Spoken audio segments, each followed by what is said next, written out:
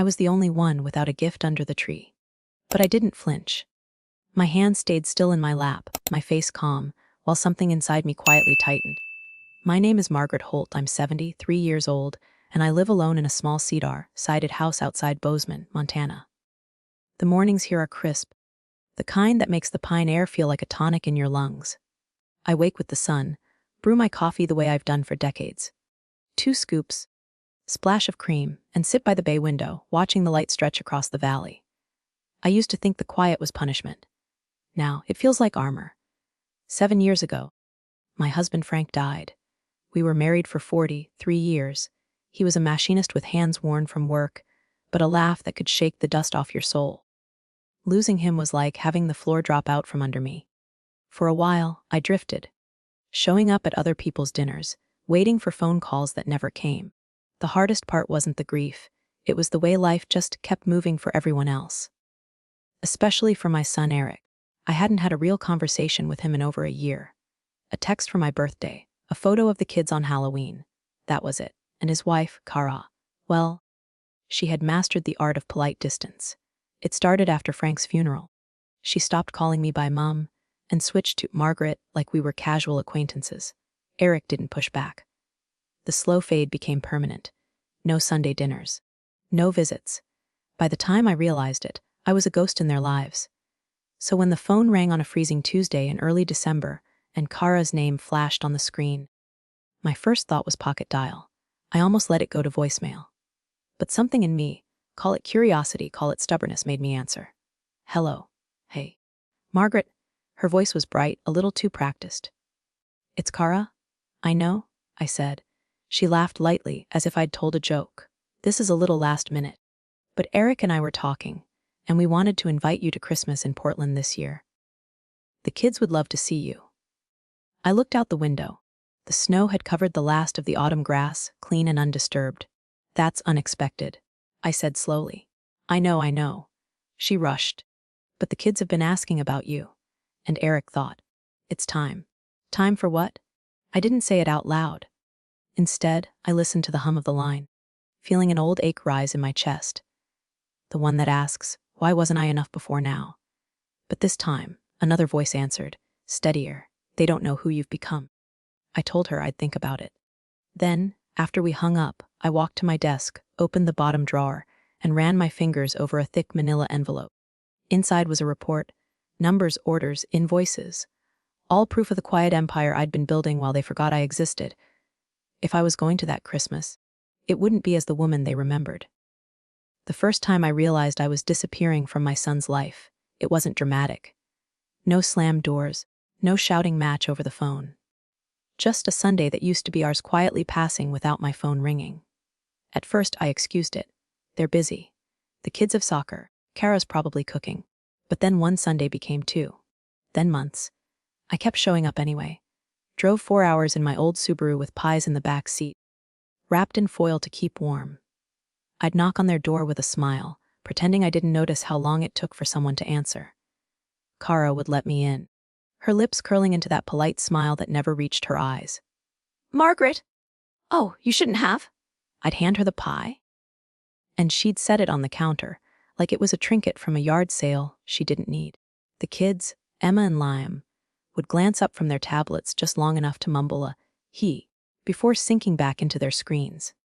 Eric would appear in the doorway, wiping his hands on a kitchen towel, and we'd hug the way strangers do.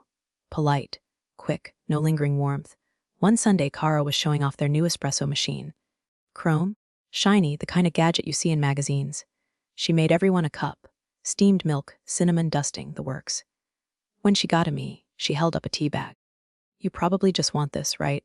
I smiled. Sure. But the message was clear, you're not part of the main event. Little slights like that add up. You try to shake them off, but they settle into you like cold in your bones. The worst was my 71st birthday. I didn't expect balloons or a surprise party, but I thought maybe I'd get a phone call. Or a card. Maybe one of the grandkids would FaceTime me, even if Kara prompted them. I waited all day. Checked the mailbox 3 times. Nothing. By 6 p.m., I made myself a cup of chamomile tea and sat by the window, watching the last streaks of light fade. I realized they hadn't forgotten. They just didn't think it mattered. That night, I cried harder than I had in years. Not for the lack of a cake or a gift, but for the truth I couldn't ignore. I was no longer part of their lives in any way that counted. I was background. After that, I stopped calling, stopped driving down. The silence was heavy at first, but in that empty space, I found something unexpected time. I had a small savings from Frank's life insurance, most of it untouched. I was living modestly off Social Security and a little pension from his shop. My bills were manageable, my wants simple. No cruises, no shopping sprees, just the basics. One morning, I woke up and thought, if I keep waiting for them, I'm going to waste whatever years I have left.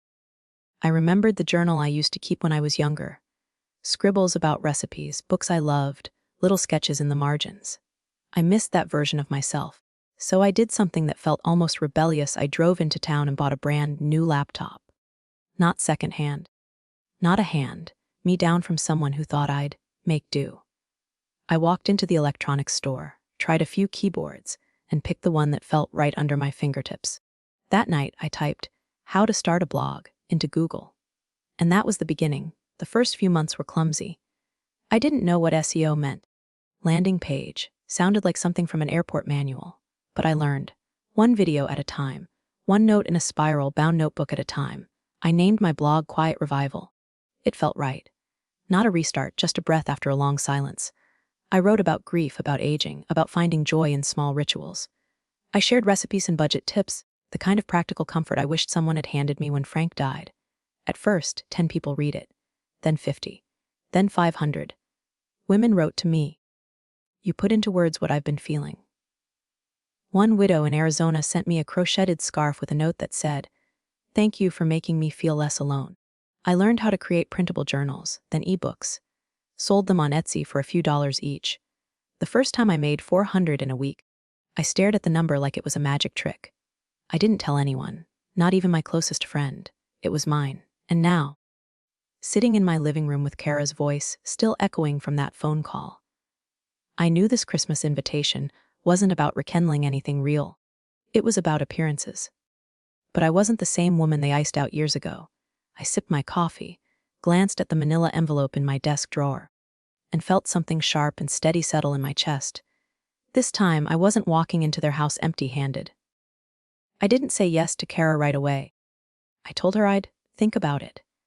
Then spent the next 2 days doing exactly that, turning the invitation over in my mind like a coin I couldn't decide whether to keep or spend. Part of me wondered if it was some kind of peace offering. Another part, the part that's been through too many polite rejections to count, knew better. If they really missed me, I would have heard from them before now.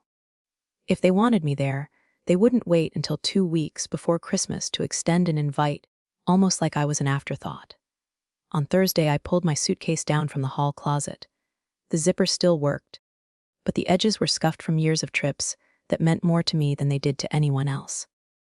As I set it on the bed, I remembered the last time I'd packed it, for Eric's graduation from business school.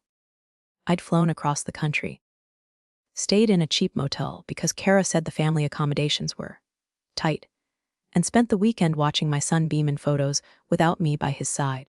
They'd taken a whole set of professional portraits. Kara, the kids, Eric in his gown, and I was the one behind the camera. I left that weekend with a handful of snapshots on my phone and the clear sense that I was more of a spectator than a mother. I shook the thought away and began folding clothes. A pair of black slacks, 2 sweaters, one soft gray, one deep burgundy, simple gold hoop earrings, comfortable shoes for the drive, nothing flashy, but nothing that whispered, invisible, either. I laid each item into the suitcase with precision. Not because I'm fussy, but because order feels like control. When I got to the dresser drawer with my scarves, my hand paused. Beneath the folded layers of fabric was the manila envelope. My empire, quiet, built from scratch, dismissed by no one because no one knew it existed. I pulled it out and ran my fingers over the smooth surface. 4 pages inside. Income statements, sales numbers, web traffic. Proof that I'd taken the silence they gave me and turned it into something worth listening to. I slipped it into my handbag, right next to my wallet. Not to flaunt, not to boast, but because this time I wasn't coming to simply take a seat at their table. By Saturday morning, my gifts were wrapped. I'd chosen each one carefully. A leather journal for Eric, quality, classic. A ceramic mug with a mountain scene for Kara, exactly the color palette she posted about last month. Books for Emma and Liam. The kind you can lose yourself in. None of them expensive, but thoughtful. I wanted no one to say I came empty-handed. The irony wasn't lost on me. I was bringing gifts to people who once forgot my birthday. But that's the thing about dignity. You don't give it up just because others leave theirs behind. While I stacked the gifts into a wicker basket, a memory came uninvited. It was Christmas Eve 4 years ago. I'd baked pies, wrapped presents, and driven down in a snowstorm because Kara had said, "We'd love to have you." I arrived to find their tree glittering with store-bought ornaments, the scent of cinnamon in the air, and my name nowhere in the gift pile. They opened presents one by one, laughter filling the room. No one noticed that I sat with my hands folded in my lap, the only one without a package to tear open. No one noticed me at all. I left the next morning before breakfast. My pies untouched on the counter. That was the day I stopped calling. Now, years later, the invitation was back on the table. But so was my resolve. I zipped the suitcase, set it by the door, and looked around my small, sunlit living room. This space had been my sanctuary, my workshop, my command center. From this very desk, I had reached thousands of women who actually wanted to hear from me. This time, if Kara and Eric looked at me the way they used to, like a piece of outdated furniture, they'd be in for a surprise. The drive from Bozeman to Portland takes just under 10 hours if you don't stop much. I took my time. Not because I was eager to arrive, quite the opposite. The quiet of the road suited me better than the awkward small talk I knew was waiting. Snow-dusted mountains stretched on both sides. The sky was a pale winter blue, the kind that looks almost brittle. Somewhere near Spokane, I pulled over for coffee, sat in my car, and wondered again why I'd agreed to come. Maybe it was curiosity. Maybe I wanted to see if anything had changed. Or maybe, deep down, I wanted them to see I had changed. By late afternoon, the GPS told me I was 20 minutes away. My hands tightened on the steering wheel as I turned onto their street, lined with houses that looked like they belonged in a real estate ad. Eric's house was bigger than I remembered. White siding, sharp black shutters, 2 gleaming SUVs in the driveway, a new patio set visible through the backyard fence. Everything about it said, "We've done well." I sat in the car for a moment, engine running, my suitcase in the back. I'd learned that arriving too quickly can feel like walking into someone else's tempo without a beat of your own. So I let the engine hum, smoothed the front of my sweater, and only then rang the doorbell. Kara opened the door, her smile perfectly symmetrical, perfectly hollow. "Margaret," she said, drawing out the name. "You made it." She leaned in for a hug that barely touched me, her perfume sharp and citrusy. Inside, the air smelled like pine and something sweet, gingerbread, maybe. The entryway looked like a magazine spread-perfect garland, spotless hardwood, a tree in the corner decked entirely in silver and white. Not a single handmade ornament in sight. Eric appeared from around the corner, his phone still in his hand, thumbs moving even as he spoke. "Hey Mom, glad you made it."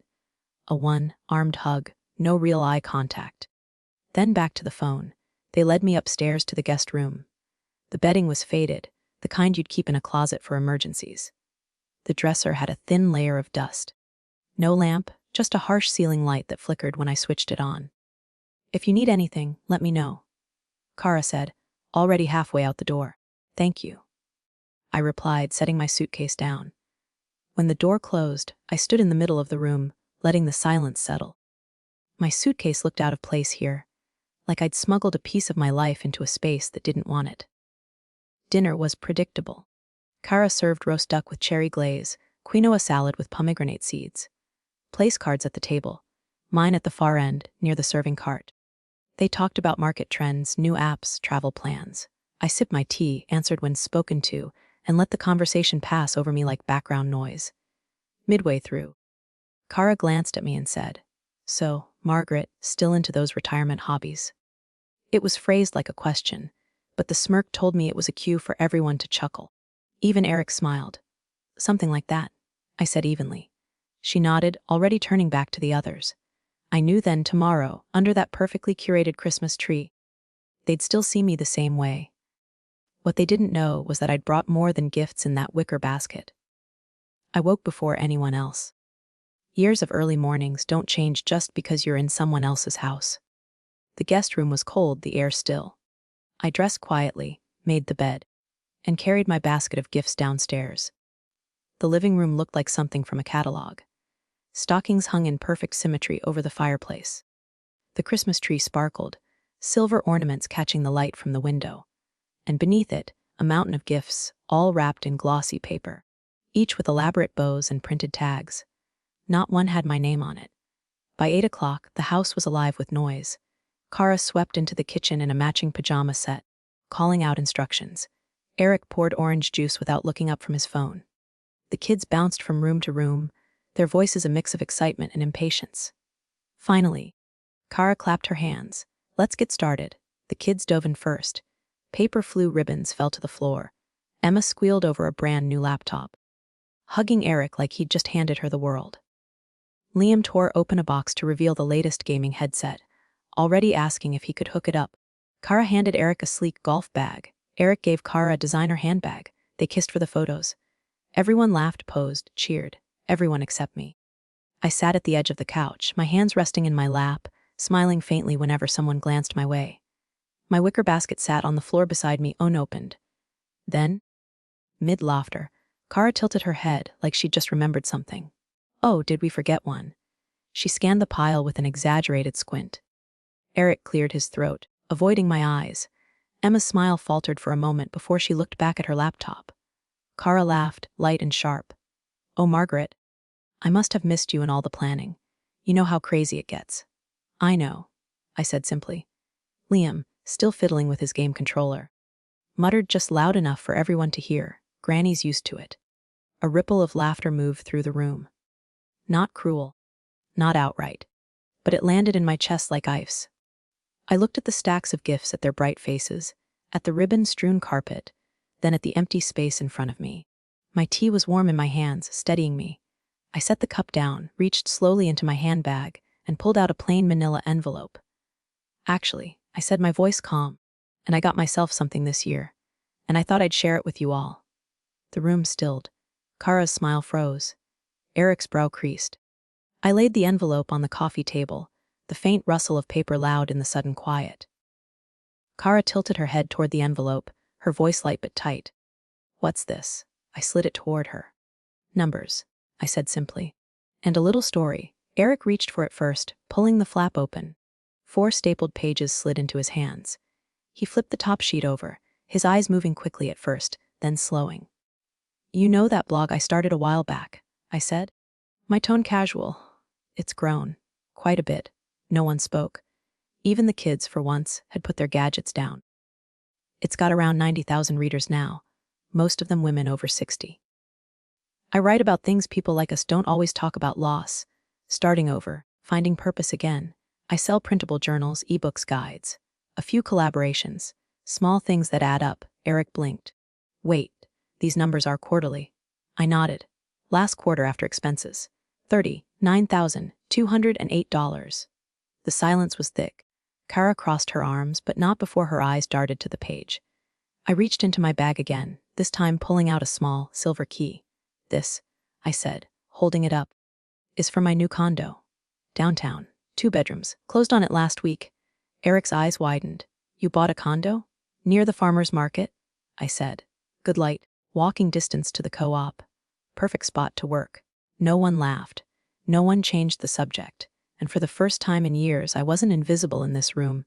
I sat back, let the weight of the moment settle. This wasn't about gloating. It was about truth. About letting them see the life I'd built in the space they'd left empty. Kara was the first to break the silence. Her voice had softened, though the edge was still there. Margaret, this is really impressive. Honestly, building something like this, at your age, it's inspiring. I raised an eyebrow but said nothing. Compliments from her always felt like they came with a hook. Eric leaned forward, tapping the packet. You know, maybe we could help you scale this. Kara's got marketing experience, and I know some people who could really push your brand. We could turn Quiet Revival into something huge. Kara jumped in, her smile widening. Yes, we could even do it as a family business. Leverage your audience, add new products, expand your reach. I let them speak. watching the enthusiasm bloom now that there were dollar signs on the table. Then I set my teacup down and folded my hands in my lap. No, thank you. They both blinked. What? Why not? Eric asked. Because this, I gestured to the packet, is mine. It came from years of being left out, of having nothing but time and a stubborn streak. I built it without help, without encouragement, without anyone asking how I was doing. Kara shifted in her seat. That was years ago. No, I said, my voice steady. That was the truth. You kept me at arm's length until you saw something you could use. And I'm not handing it over like some spare pie on the counter. Eric rubbed the back of his neck. It's not like that. It's exactly like that, I said. If I'd shown up today with a plate of cookies instead of a revenue sheet, none of this would matter to you. But because I brought numbers, suddenly I'm worth your time. Kara's smile had vanished completely. I reached for my silver key, slipping it back into my purse. I'm glad you know now. But you don't get a piece of it. This isn't a family brand. This is the life I made when you decided I didn't belong in yours. For the first time since I'd walked in yesterday, neither of them had a reply. The only sound was the faint hiss of the fireplace. And in that quiet, I realized I didn't need anything else from this visit. Not their approval, not their interest, not even their respect. I'd already given myself everything I needed. The afternoon light in their living room had shifted by the time I stood up from that conversation. It was no longer the crisp, clear glow of morning. It had that muted gold of late day, the kind that makes every dust mote in the air visible, if you care to notice. I found myself staring at those specks, floating lazily above the coffee table, thinking how even in a perfect house like this, tiny things still drifted out of order. Eric had retreated to the back patio. From the window, I could see him leaning on the railing, phone in hand, thumb moving constantly. Kara had disappeared into the kitchen, her voice low, clipped, probably on the phone with someone she could vent to.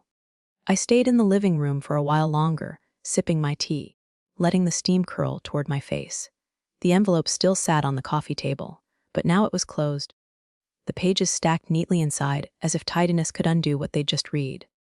I took the envelope back, slipping it into my handbag. It wasn't fear of them taking it. It was instinct. This wasn't just paper. It was years of hours, ideas, late nights, early mornings. I never left my work lying around unattended, not in any room where respect was optional. As I walked upstairs to the guest room, the house was oddly quiet for a place full of people. Even the kids' usual video game sounds had faded, replaced by the faint murmur of Kara's voice behind a closed door. My suitcase sat exactly where I'd left it that morning, next to the bed with its floral comforter. I ran my hand over the faded fabric, tracing one of the worn roses with my finger. I'd slept under that same pattern the last time I visited, and back then, I told myself it was fine. Funny how much of a woman's life can be summed up in that word. I was folding my sweater when a soft knock came at the door. It wasn't Emma's, too measured. When I opened it, a woman stood there, maybe late 50s, with a friendly but cautious smile. She wore a quilted vest and carried a small plate wrapped in foil. "Hi, you must be Margaret," she said. "I'm Janine next door. I saw your car and thought I'd bring over some gingerbread. Kara mentioned you were visiting." It struck me how Janine's smile reached her eyes, an art Kara never quite mastered. I invited her in, and we chatted for a few minutes. She told me she'd known Eric and Kara for about 3 years, mostly from neighborhood events. When I asked, delicately, what they were like as neighbors, she gave a diplomatic shrug. "They keep to themselves," she said, then added with a wry grin, "Well, unless they need something." The words lingered with me after she left, the gingerbread plate warm in my hands. It wasn't exactly news, but hearing it from someone outside the family felt clarifying.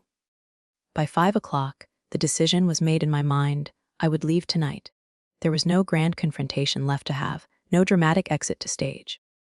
Just the steady knowledge that my peace mattered more than whatever, family, performance tomorrow might bring. I began packing slowly, methodically, rolling my clothes instead of folding them flat, fitting the small gaps with the wrapped gifts that hadn't been opened. I'd give them to Emma later. The rest could be donated when I got home. As I zipped the suitcase, I noticed the corner of a small box peeking from under the bed. Pulling it out, I realized it was mine, left here from years ago. Inside was a scarf I'd knitted for Eric, a photo of Frank holding baby Emma, and a birthday card I'd written but never gave. I held the photo for a long moment, the memory pressing into me like the weight of a hand on my shoulder. I tucked the photo into my handbag. The scarf and card stayed in the box. Some things don't need to be carried forward. Emma found me just as I was rolling my suitcase to the top of the stairs. "You're leaving tonight?" she asked, her voice careful. "I am," I said. "Got my own tradition to keep. My readers expect my Christmas post." Her eyes lit up. "I've read some of those," she admitted. "You write like you're talking just to me?" The words caught me off guard. I smiled, genuine. "That's the point." I reached into my coat pocket and pulled out a small envelope. "For you," I said. She opened it to find a gift card for her favorite bookstore.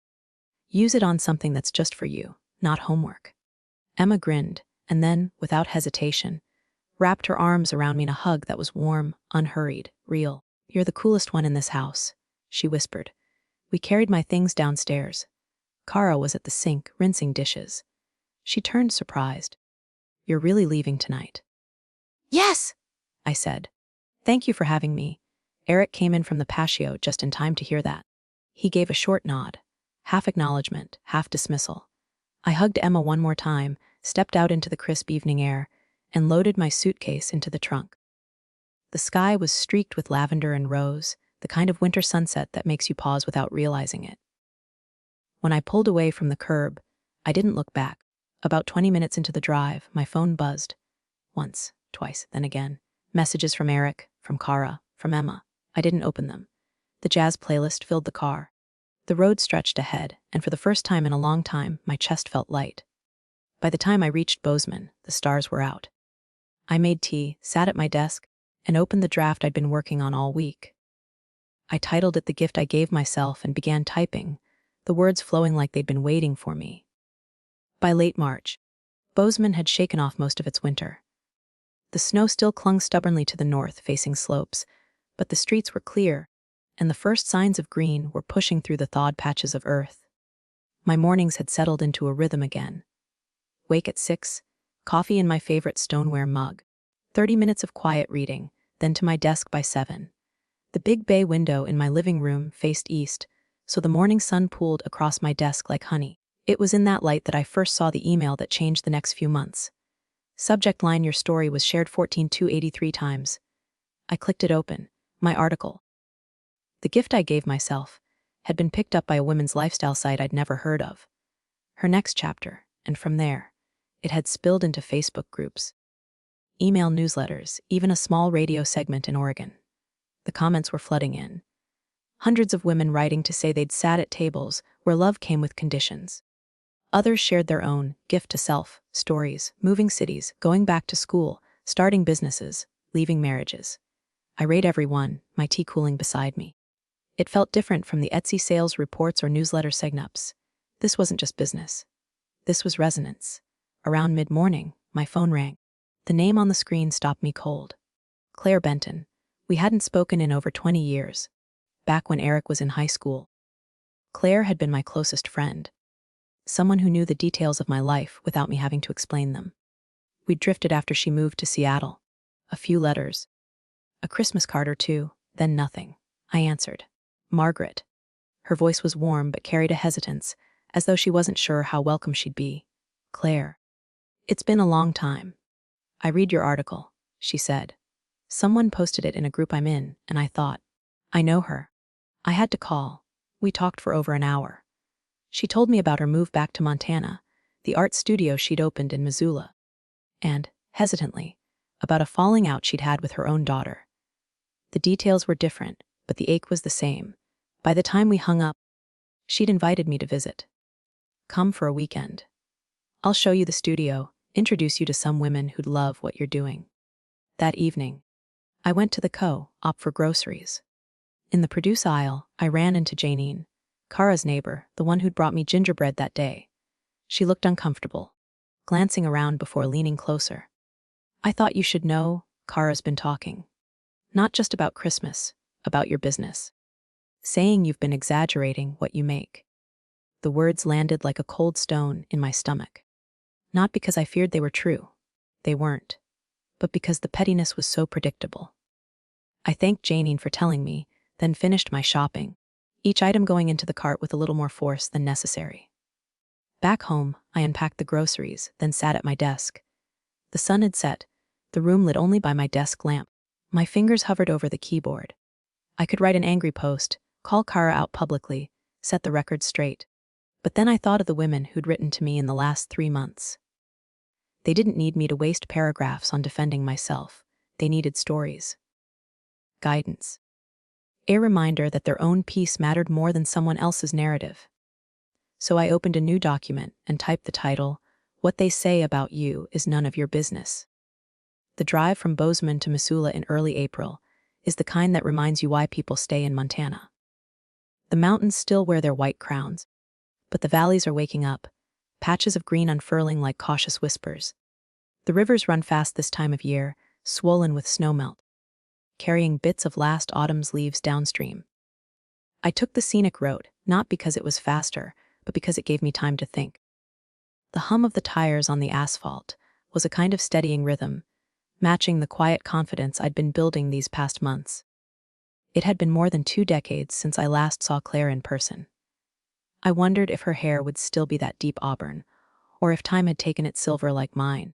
Missoula greeted me with the smell of rain on concrete and the faintest hint of espresso from a nearby cafe. Claire's art studio was on Pine Street, a converted brick warehouse with tall windows and a painted sign that read Second Chances Studio. The door chimed when I stepped inside, and there she was, standing by a work table, hands covered in clay, hair now a mix of auburn and gray. She smiled, and it wasn't the polite kind. It was the kind that folds you into it like a blanket. "Margaret Holt," she said, wiping her hands on a rag before pulling me into a hug. "You look exactly the same." "Liar," I laughed, but the warmth in my chest was real. Claire introduced me to the women gathered around the studio tables. Each was working on something different. Ceramics, watercolors, textile pieces. She explained that every Saturday she hosted a Maker's Circle for women over 50, most of whom were reinventing themselves after big life changes. "This is Nancy," she said, nodding to a woman with short, salt and pepper hair, threading beads onto wire. She used to be a corporate accountant. Now she makes jewelry full-time. And over here is Ruth, a tall woman with paint smudges on her cheeks. Her kids are grown. She's been traveling in a van for the last 3 years, painting landscapes in every state. They all greeted me with that open, curious warmth I'd almost forgotten existed in groups of women. It was while we were drinking tea at the back of the studio that I noticed someone sitting alone near the window. She was younger than the others, mid-30s maybe, sketching furiously in a worn notebook. Claire followed my gaze. "That's Sophie," she whispered. "She's new. Still figuring out what she wants to do. Keeps to herself mostly." When Sophie looked up, our eyes met for just a second. There was something there. Hesitation, yes, but also recognition. That night, Claire made us a simple dinner. Roasted vegetables, crusty bread, red wine. We sat at her kitchen table, talking long after the plates were cleared. She told me about her divorce, about the years she spent doubting if she'd ever find her footing again. When it was my turn, I told her about Christmas, about the envelope, about walking out of Eric's house without looking back. Claire listened without interrupting, her fingers loosely wrapped around her wine glass. When I finished, she said, "Margaret, you didn't just stand up for yourself. You planted a flag, and sometimes that flag ends up being a beacon for people you haven't even met yet." The next morning, I stopped by the studio before heading home. Sophie was there again, sitting at the same window. This time she looked up and gave me a faint smile. "I read your article," she said, voice quiet but steady. "The one about the gift you gave yourself." Claire showed me. I was surprised. "You did?" She nodded. I think I need to do something like that. I'm stuck. And I'm tired of being stuck." Something in her tone made me think this wasn't just about a career change. There was a story there, a deep one, and I had the sense that sooner or later, it would find its way to me. The highway from Missoula back to Bozeman felt different on the return. On the drive out, the mountains had been a backdrop. Now, after the weekend with Claire, they felt like sentinels, solid, watchful, quietly affirming that some roads were meant to be taken. I left the windows cracked for the cool April air. It smelled faintly of pine and snowmelt, sharp and clean in a way city air never could be. My mind kept replaying snippets of conversations from the studio, the easy laughter, the hum of focused hands at work, Sophie's quiet voice saying she was tired of being stuck. By the time I reached my driveway, the sun was dipping low, streaking the valley with amber. My little cedar-sided house looked exactly as I'd left it, the forsythia by the front steps starting to bloom. Inside, the air held that faint, closed-up smell from a weekend away. I unpacked slowly, letting the silence settle back around me. But it wasn't the old silence, the one that used to feel like abandonment. This was different. This was a pause before something new. The next morning, over coffee, I checked my inbox. There it was, subject thank you. It was from Sophie. I hope you don't mind me writing. I thought about what you said in the studio yesterday. I've been keeping my head down for a long time, thinking it was the safest way to get through life. But now I'm wondering if it's just made me invisible. Would it be okay if I came to Bozeman one weekend? I think I need to learn from someone who's already walked out of a room they weren't welcome in. I read it twice, my hands wrapped around the warm mug. Something about the way she framed it. Walked out of a room they weren't welcome in. Told me she'd understood exactly what I had done at Christmas. Later that afternoon, I went into town for groceries. At the checkout counter, I spotted Linda, a woman I knew from the co-op book club. She gave me a strange look, half friendly, half something else. I heard from a friend in Portland, she said, lowering her voice, that your business isn't as big as people say. The words were like a faint echo of Janine's warning weeks ago. Kara's doing, without a doubt. I smiled politely, neither confirming nor denying, and changed the subject. But inside, I felt that familiar mix of irritation and clarity. I'd lived long enough to know that some people would rather shrink your truth than expand their own vision. That evening, Claire phoned. Just checking you got home safe, she said, then paused. Also, Sophie's got more going on than she lets on. Be patient with her. If she follows through on visiting, it'll be a big step. I told her about the email, and we made loose plans for the end of May. Before bed, I sat at my desk and opened a fresh page in my notebook. I wrote Sophie at the top, then underlined it. Not because I wanted to turn her into a project, but because I'd recognized something in her, a seed. And sometimes all a seed needs is the right bit of sunlight to decide it's time to grow. It was the first Friday of May when Sophie arrived. The air in Bozeman was thick with the scent of lilacs, and the mountains were wearing that perfect mix of lingering snowcaps and new green slopes.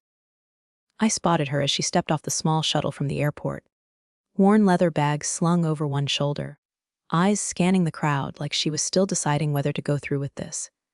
When she saw me, her shoulders relaxed just enough. "Hi," she said, and it wasn't loud or effusive, but it was genuine. At my house, I showed her to the small guest room, light blue walls, a quilt I'd made years ago, a view of the aspen trees out back. She ran her hand over the quilt. "You made this." "Every stitch," I said. "It's old, but it's held up." She gave a small smile, like she understood I wasn't just talking about the quilt.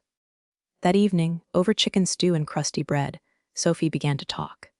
Not in a spill everything at once way, but in cautious, measured sentences.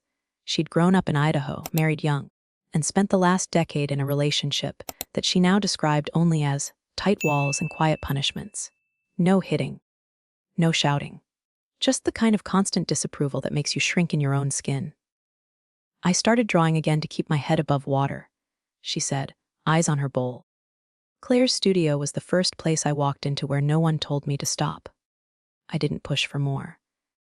Some stories need space before they'll be told in full. The next morning, I was making coffee when my phone buzzed with a text from an unknown number. "You might want to be careful who you're inviting into your home. People talk." I didn't need to guess who K was. The possessive little flourish at the end was pure Kara. I showed Sophie the message without comment. Her eyes flickered, surprise first, then something that looked like resignation. "She doesn't know me," Sophie said quietly. "She doesn't need to," I replied. "Some people don't see people. They see threats." I took Sophie to the Saturday market downtown. We wandered past stalls of honey, fresh bread, handmade soaps. A few women recognized me from my blog and stopped to say hello, introducing themselves like old friends. Sophie watched these exchanges with quiet attention. "That doesn't bother you?" she asked later. "Being recognized? It used to," I said. "Now I think of it as proof that the work is real. People can say what they want in private, but when someone looks you in the eye and thanks you, that's harder to fake." That night, Sophie offered to make dinner, pasta with a simple tomato sauce. As we sat down to eat, she said, almost shyly, "I think I want to tell you the rest of my story, but not all at once." "If that's okay," I nodded. "We've got time." After she went to bed, I sat at my desk, the lamp casting a small circle of light on my notebook. I wrote one line: "When two stories meet, sometimes they braid together, and sometimes they pull each other into places neither expected." Something told me Sophie's visit was going to do both. The rain came early that morning, tapping against the kitchen windows while I set 2 mugs of coffee on the table. Sophie shuffled in wearing a thick cardigan, her hair still a little mussed from sleep. She sat, wrapped her hands around the mug, and stared at the steam like it might give her courage. "I told you I'd finish the story," she said finally. She'd met her husband, Mark, when she was 19.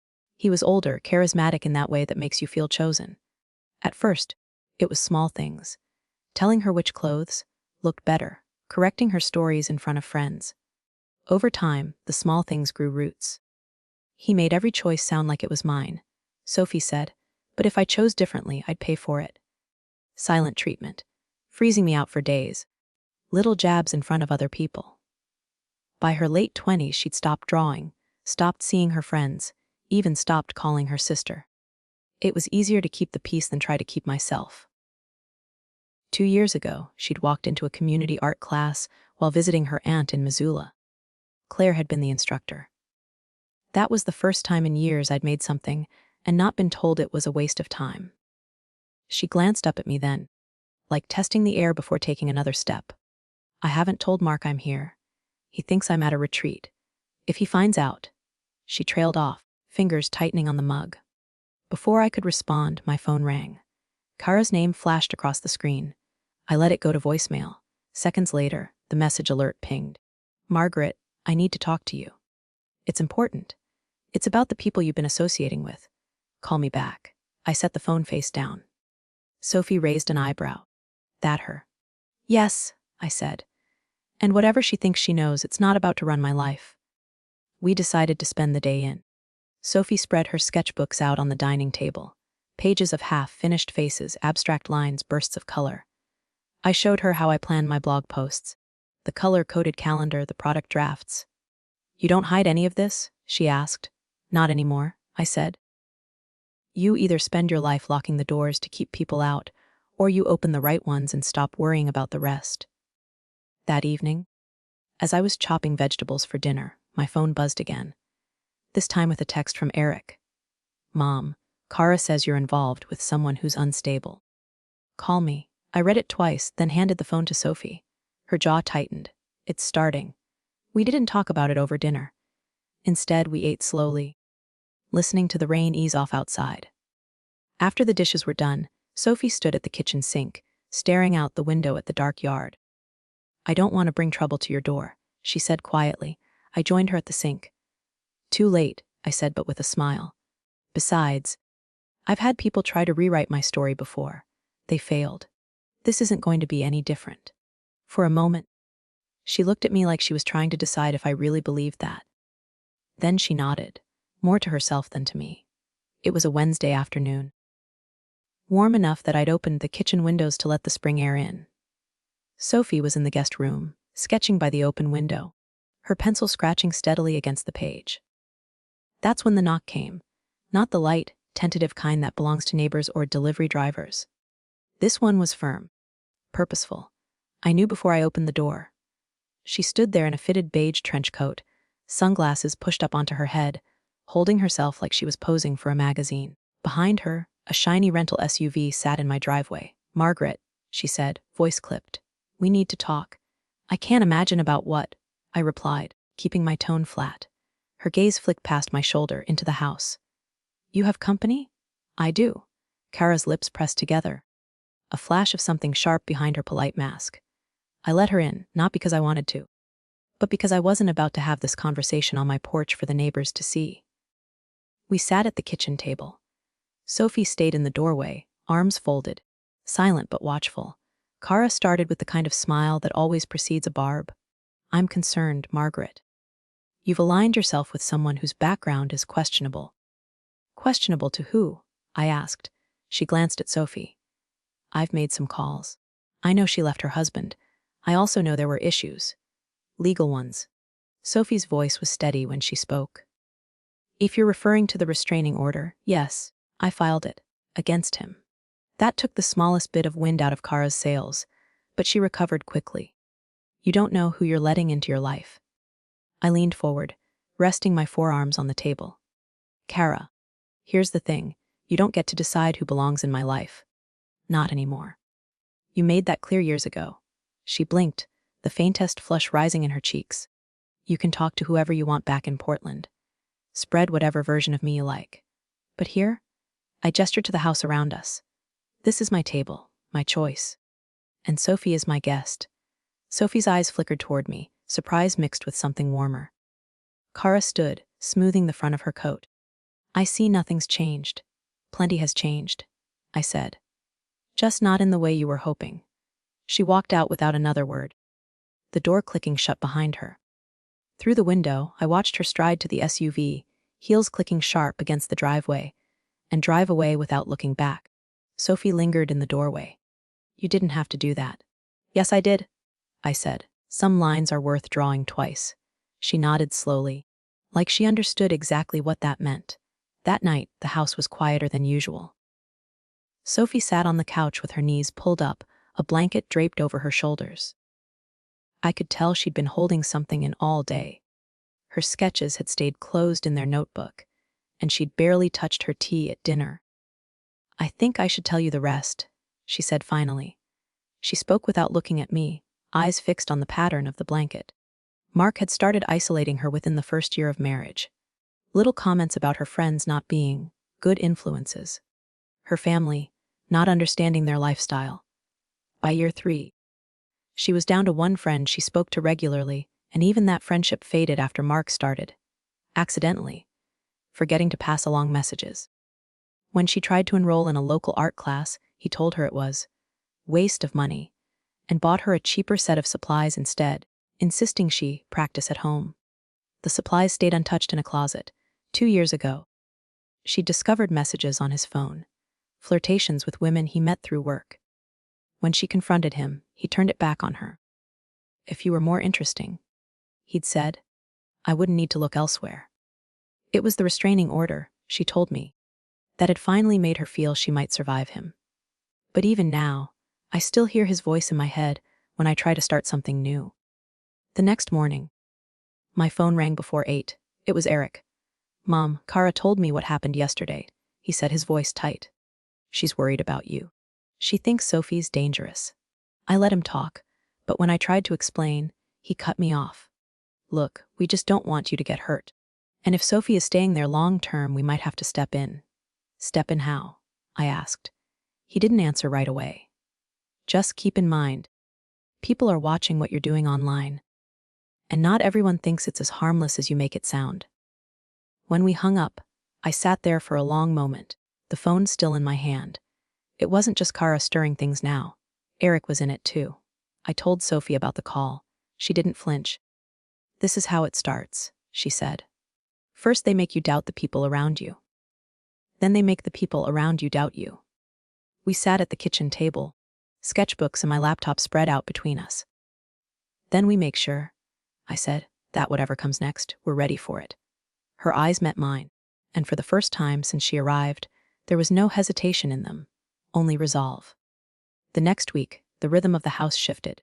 Sophie no longer stayed tucked away in the guest room with her sketchbook. Instead, she sat up at the dining table with me. Her pencils, my laptop, stacks of printed drafts and colored pens. We worked in a quiet tandem that felt almost like we'd been doing it for years. One morning, as I was drafting a post titled "The Weight of Other People's Opinions," Sophie slid a page across the table. It was an illustration. A woman standing at the threshold of a room, suitcase in hand with shadows behind her and a beam of light ahead. "It's what you did," Sophie said simply, "at Christmas." I stared at it for a moment, my throat tightening. "It's what you're doing now," I told her. We decided to test an idea, pairing my writing with her illustrations in a limited-run digital journal. The theme, leaving the room.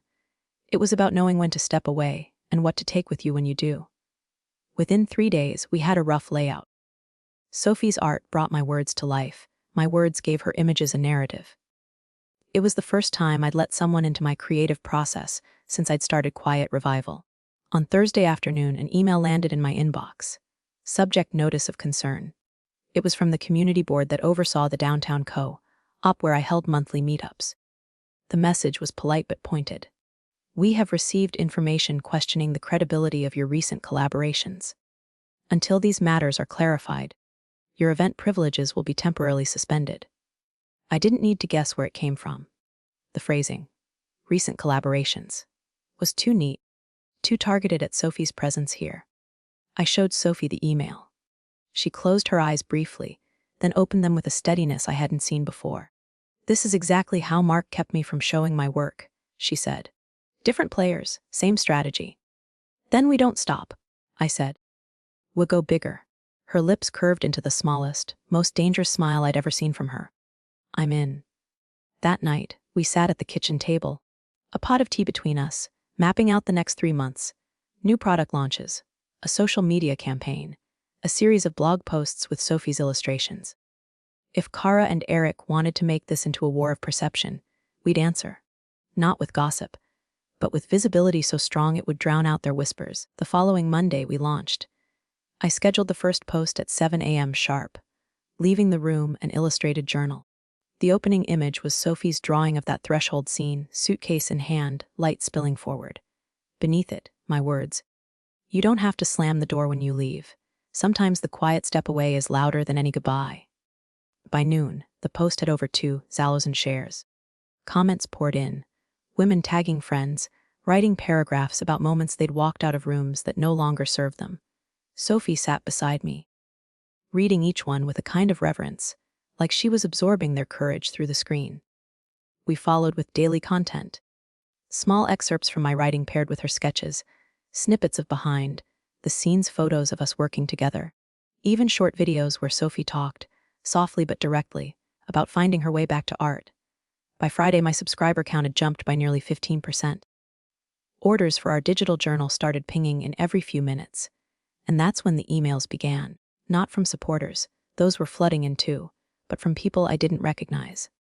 Anonymous addresses, vague accusations about Sophie's past behavior, thinly veiled warnings to reconsider who you're promoting. On Saturday morning, while scrolling through the comments on our latest post, I saw it. A long, self-righteous paragraph under Kara's real name. She didn't even try to hide it. It began with, "A's someone who cares about Margaret. I feel compelled to speak up," and went on to paint Sophie as unstable, manipulative, and not what she seems. She ended with a note implying that my credibility, and by extension, my business, was now in question. It was the kind of public move I'd been expecting. Still, seeing it in print made my jaw tighten. I turned the laptop toward Sophie. She read it silently, then looked up. "She's counting on you to respond in anger. She's going to be disappointed, then," I said. We spent the rest of the morning drafting our next steps. Not just content, but a live Q&A session for my subscribers the following week. "If they want to question credibility," I said, "we'll answer in real time. And we'll do it with receipts." Sophie smirked. "This is going to get interesting." That evening, I sat alone in the living room while Sophie worked in the guest room. The sky outside had gone deep indigo, and the first stars were visible through the bay window. I thought of Christmas, of Kara's tight smile, of the years I'd let other people set the terms of my worth. Not anymore. The Q&A was set for a Tuesday evening. I'd announced it only to my subscribers and private Facebook group, places where I could control the tone. Or so I thought. By 6:05 p.m. the waiting room counter ticked past 200 attendees. At 7:01 I clicked Go Live. Sophie sat beside me, a mug of tea in her hands, her sketchbook open on the table. "Welcome," I began. "Tonight we're here to talk about leaving rooms you don't belong in, and the courage it takes to build something new." At first, it was easy. Women asked about tools we used, how we planned our content, where Sophie got her inspiration for the illustrations. She spoke softly, but with more confidence than I'd heard from her yet. Then the tone shifted. A question popped up in the chat say, "Margaret, are you aware your collaborator has a history of instability?" The phrasing was almost identical to Kara's comment from the week before. I didn't flinch. "I am aware Sophie has a history of surviving things most people couldn't imagine," I said. "And I'm aware she's here tonight, showing her work, because she refuses to let someone else's narrative end her story." We moved on, but then another question slid in. "What about the legal trouble?" Sophie took a breath. "If you mean the restraining order." "Yes, I filed it. Against my ex-husband for harassment and intimidation. And I won." She looked straight into the camera. The only instability in that situation was his. The chat lit up with messages of support, hearts, applause emojis. Comments like, "Good for you," and "Proud of you for saying it out loud." We were about to wrap up when I decided to pull the pin. "There's one more thing I want to address," I said. "Over the last few weeks, some people, one in particular, have tried to discredit me and my work by attacking the people I collaborate with. I want you to know that same person once excluded me from my own family's Christmas. And when I built something for myself, they only showed up when they thought they could take it over." I didn't say Kara's name.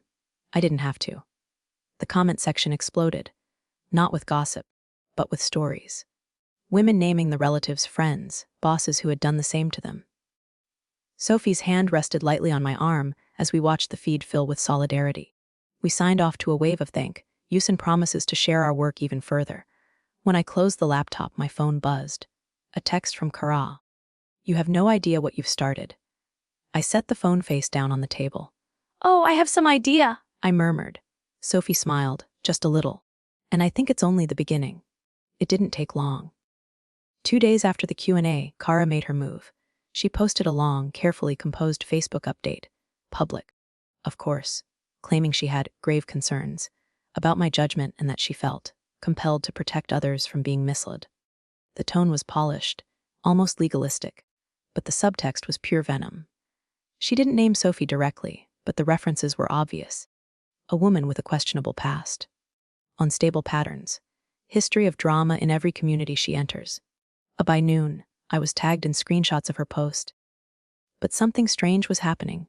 The comments under Kara's own update weren't what she expected. Instead of applause, there were questions. "Do you have evidence? This sounds like personal gossip. Why bring this up here?" And then, the real blow, women from my Q&A chimed in, politely but firmly contradicting her version of events. Some shared how my work had helped them. Others openly said they recognized the tactics Kara was using. By evening, Kara had limited the post's visibility. It was damage control, but the damage was already done to her. That night, as we sat in the living room, Sophie's phone buzzed. She glanced at it, then froze. "It's from Lily," she said quietly. "My old art mentor. I haven't heard from her in 6 years. The message was short. Saw your Q&A. You're braver than you were back then. Call me if you're ready to talk about what really happened." Sophie stared at the screen, her knuckles white around the phone. She was there, Margaret. The day everything fell apart. If she's reaching out now, it means she knows something I don't. I set my mug down. "Then we call her. But not tonight. Tonight you rest, and tomorrow we make a plan." Sophie nodded, but I could see the tension in her shoulders. Whatever this was, it wasn't just about clearing her name. It was about confronting the day her life had been derailed. And deep down, I had a feeling Lily's version of the story was going to shift everything we thought we knew. We didn't wait long. By mid-morning the next day, Sophie sat at the kitchen table, phone on speaker, both of us staring at it like it might bite. She dialed. The line clicked. A warm but hesitant voice came through. "Sophie, it's Lily." Sophie's breath caught. "Hi. I didn't think I'd hear from you again. I wasn't sure I'd ever reach out," Lily admitted. "But after seeing you speak, I realized I've been carrying something I should have told you years ago." As Lily spoke, the scene unfolded like a wound reopening. 6 years ago, Sophie had been preparing for her first solo gallery show. Everything she'd worked toward was coming together, until the morning the curator called to say the event was canceled. The official story: Sophie had breached professional boundaries. with a client. The truth, according to Lily, the accusation had been fabricated by Sophie's then husband, who fed anonymous tips to the gallery board. He wanted leverage during their divorce. I tried to defend you, Lily said, voice breaking. But he had friends on that board. The vote was unanimous. I should have told you then. It wasn't about your art, it was about punishing you. Sophie sat motionless, eyes fixed on the table. All this time, I thought I'd ruined it myself, she whispered. You didn't, Lily said firmly. And I have the emails to prove it. I saved them, just in case you ever wanted to clear your name. I felt my pulse quicken. Proof. Not just for Sophie's reputation. This was the kind of evidence that could dismantle any whisper campaign Kara was running. But as we hung up, I couldn't shake the sense that we weren't the only ones who knew now. 2 hours later, Sophie's phone buzzed again, this time with a text from an unknown number. Funny how old ghosts crawl out when the spotlight's on. See you soon. No name, but I didn't need one. The timing was too perfect. Kara either had a source in common, or she'd been digging into Sophie's past on her own. I looked at Sophie. We go public with Lily's evidence. Not next month. Not next week. Now. Sophie nodded slowly.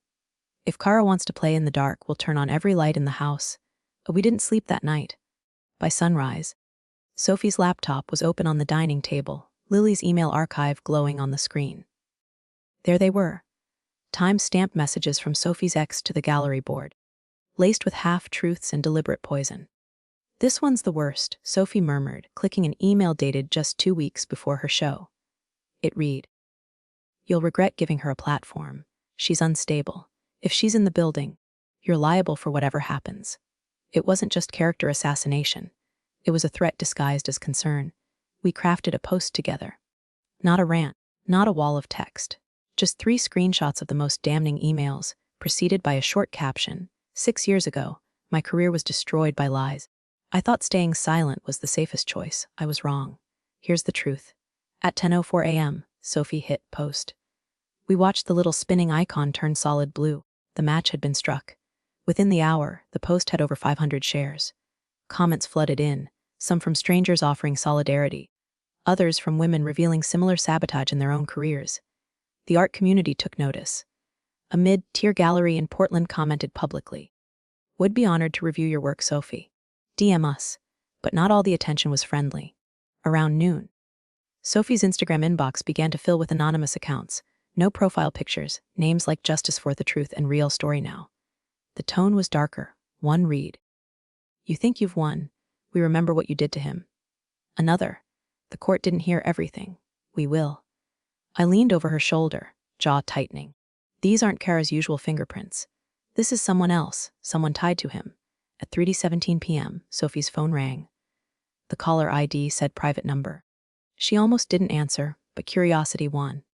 A low male voice came through. You don't know me, but I was on that board the year your show got pulled. I voted yes to cancel. I regret it. And if you're smart, you'll stop before you dig up more than you can bury. The line went dead. Sophie's hands were shaking, but her eyes burned. They're scared, Margaret. That means we're getting close to something bigger than just me. I nodded. Then we keep going. But we don't do it alone.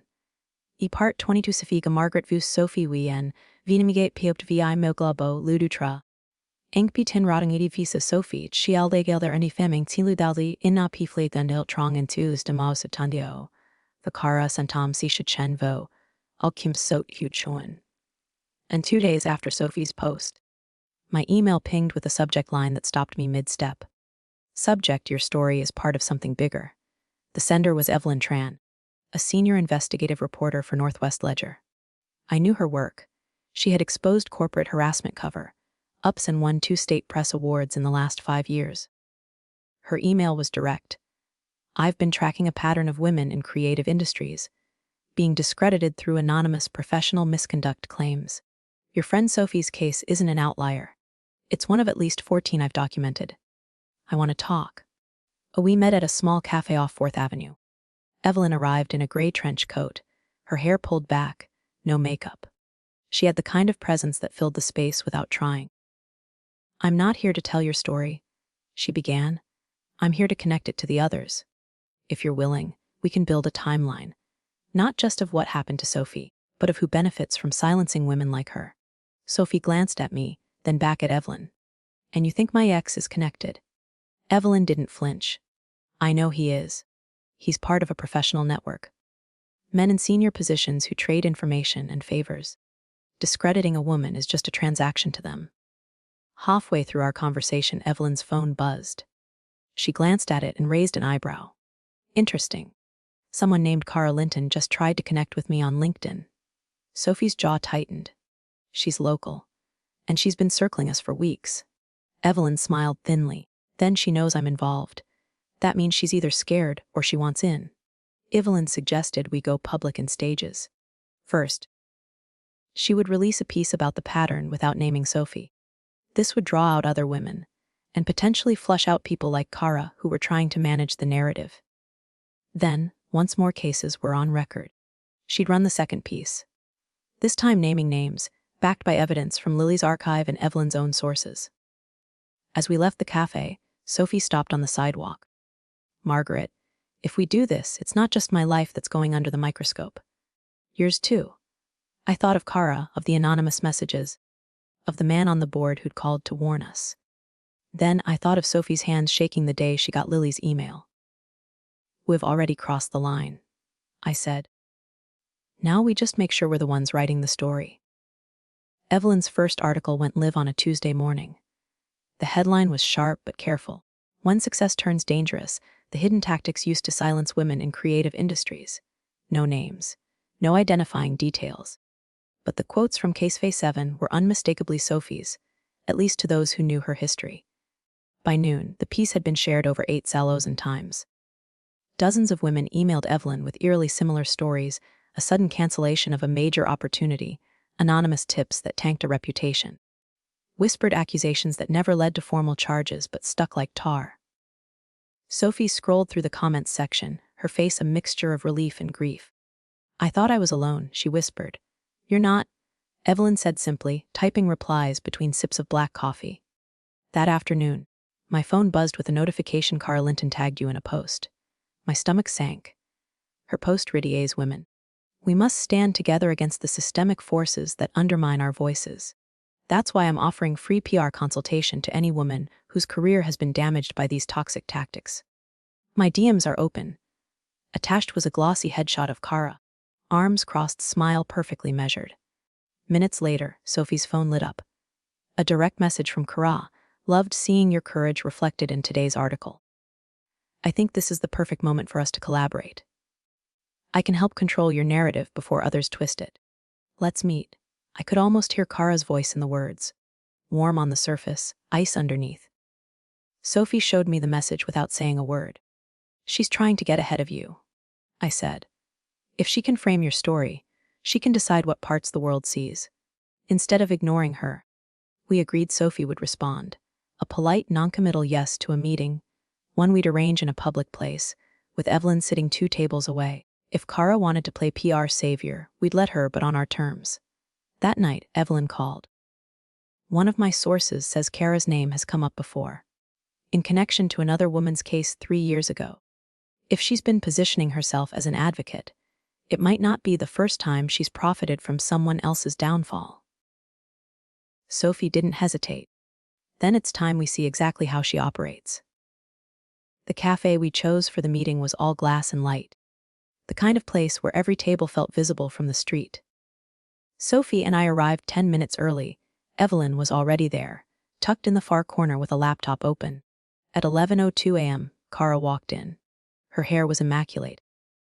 Her blazer a deep emerald that seemed calculated to stand out just enough without screaming for attention. She spotted us instantly and crossed the floor like she owned it. Sophie, she said warmly, taking her hand in both of hers. Margaret, a nod from me, polite but with the faintest flicker of something sharper in her eyes. She sat, ordered a latte, and wasted no time. I think we can both agree you've struck a nerve with that article. That's good. Momentum is everything. But momentum without control, that's dangerous. Sophie leaned back. Control for who? For you, of course. Cara said smoothly.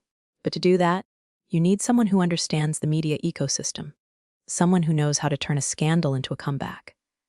As she spoke, Kara dropped names. Not directly, but enough for us to connect the dots. A friend on the city arts board. A contact in the Ledger's editorial team. An old client whose case vanished after a few well-placed calls. Evelyn's fingers flew on her keyboard in the corner. Then Kara leaned in, lowering her voice just enough to make it sound conspiratorial. Your ex isn't as smart as he thinks. I've worked with people like him before, sometimes even with them. You just have to know what they need in return. Sophie froze for half a second, just enough for me to catch it. And what do you think he needs? She asked. Kara smiled. Reassurance that this doesn't go further than it has to. That was it. The admission that she had both proximity to him and a stake in how far this went. Evelyn caught it all. I saw the small green light on her recorder blink. Sophie finished her coffee in silence. I'll think about your offer, she said finally, standing up before Kara could reply.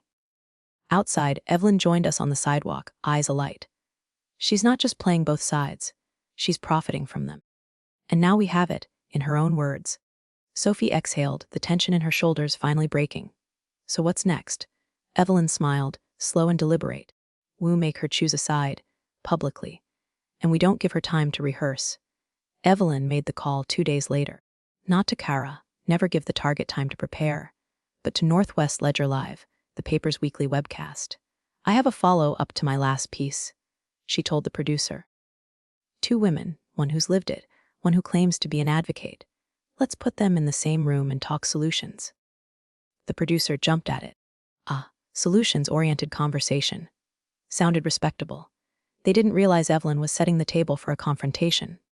When the invitations went out, Kara responded within 30 minutes. Of course, she wrote. Women's voices need to be amplified, not silenced.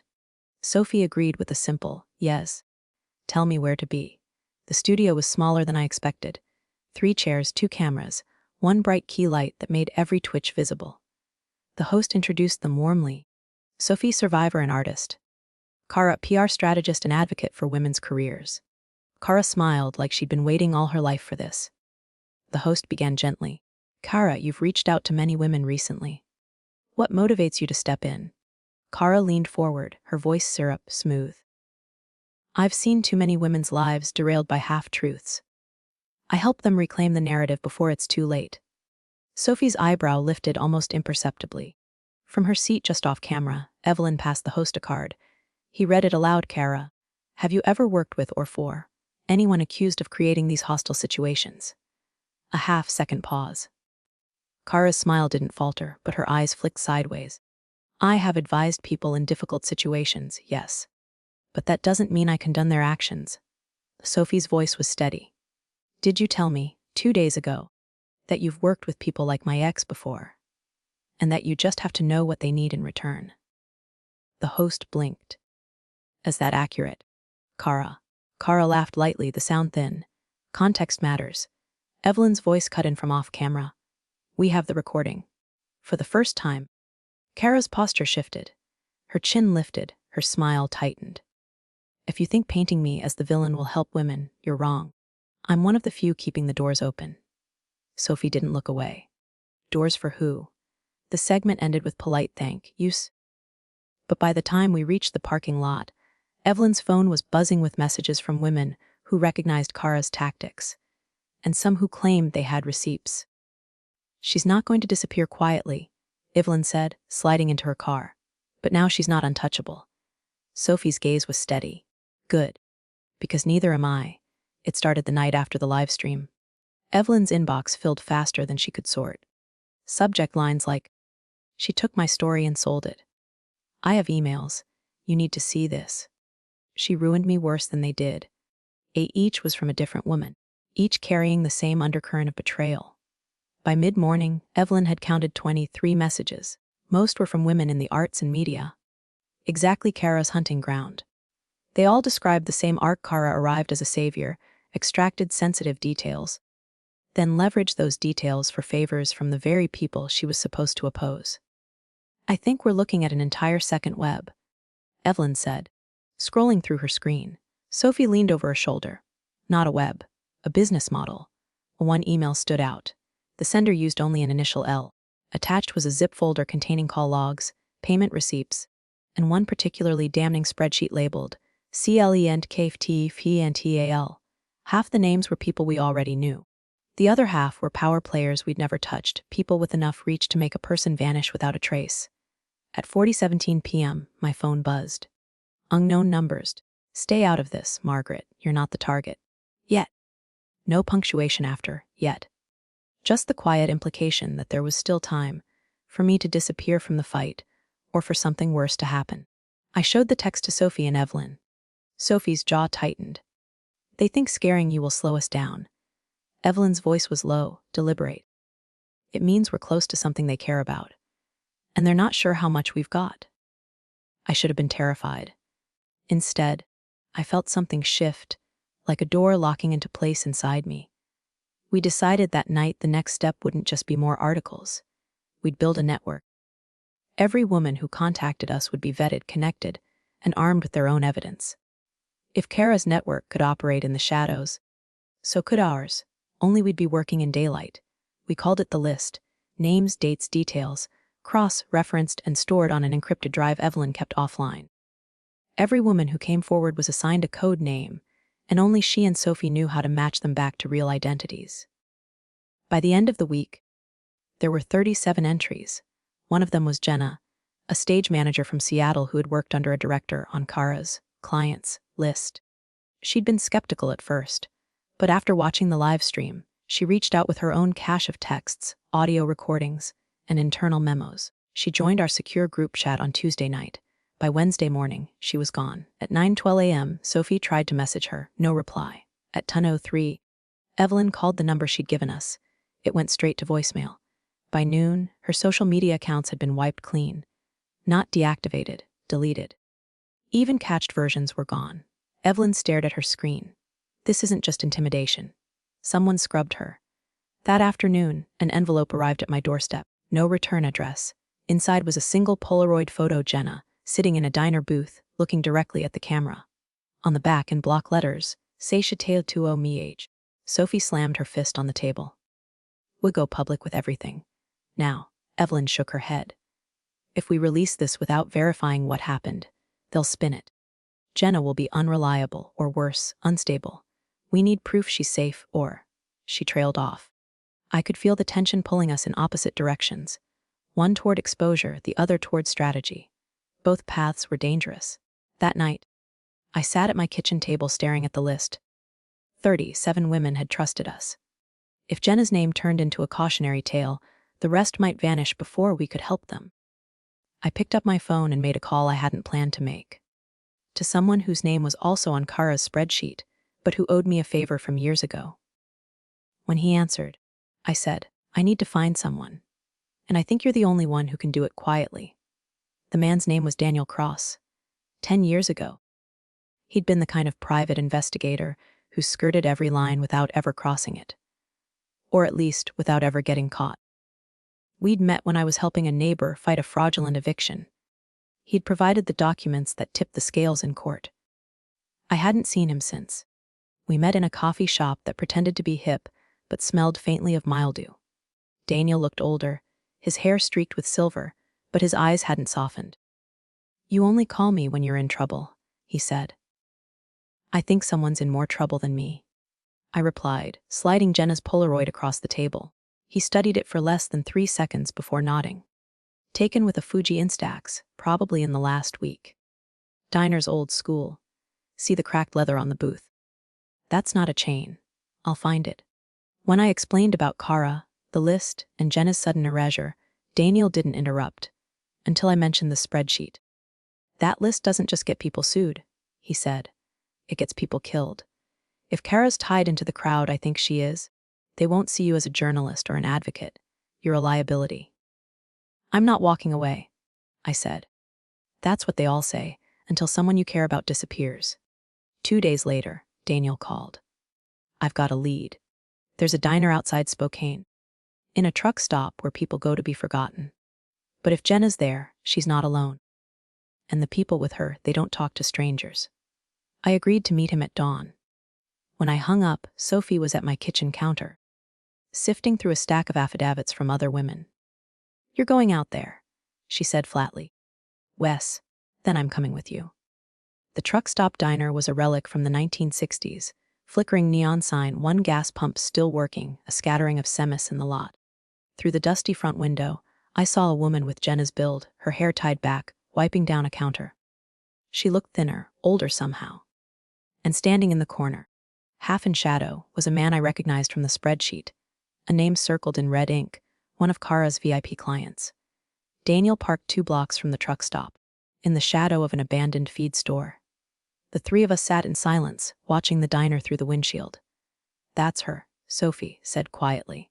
It's Jenna. But she's different. She was right. Jenna moved like someone who was aware of being watched, measured steps, eyes flicking toward the windows before she turned her back. In the far corner, the man in the suit never touched his coffee. I'd seen his face in Evelyn's files, tied to at least 2 corporate settlements Kara had negotiated. In person, he radiated the kind of stillness that made my skin itch.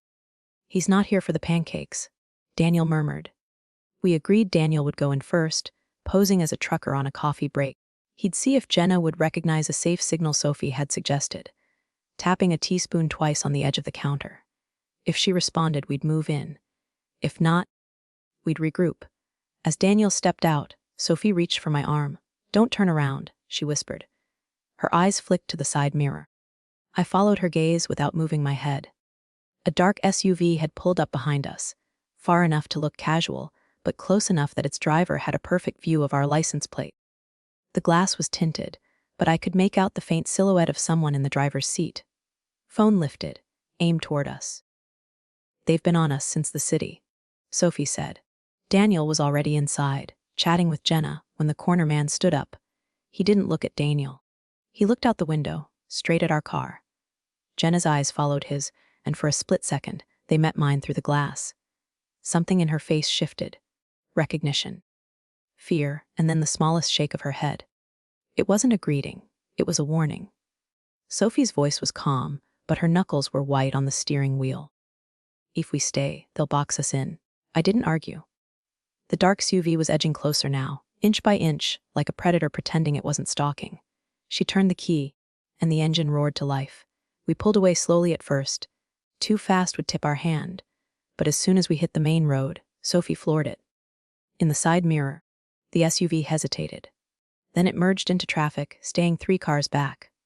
Through the diner window, I caught a flash of Daniel leaning over the counter.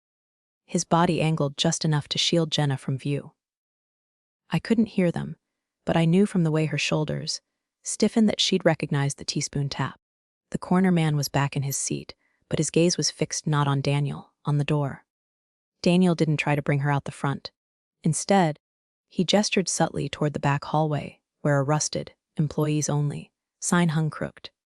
Jenna hesitated, then slipped through it like a shadow. Sophie took a hard right onto a service road lined with dead cornfields. The SUV followed for half a mile, then peeled away. We didn't know if that meant we'd shaken them, or if they'd decided to focus on Daniel instead. My phone buzzed. Unknown number. A text check under the seat. Don't call. I reached beneath the passenger seat and my fingers closed around a thick manila envelope. Inside were photocopies, pages from Kara's spreadsheet. But this set had something new. Next to some of the VIP names were handwritten dollar amounts in red ink and dates. All recent. All after the day Jenna vanished. We waited for Daniel to contact us. He didn't. By nightfall, Sophie's jaw was clenched so tight I could hear her teeth grind. Either he's lying low, she said, or they've got him too.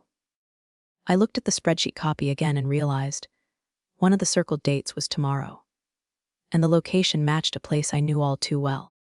The address on the spreadsheet was burned into my memory: the Riverton Country Club, a gated retreat where old money and new power rubbed elbows over overpriced scotch.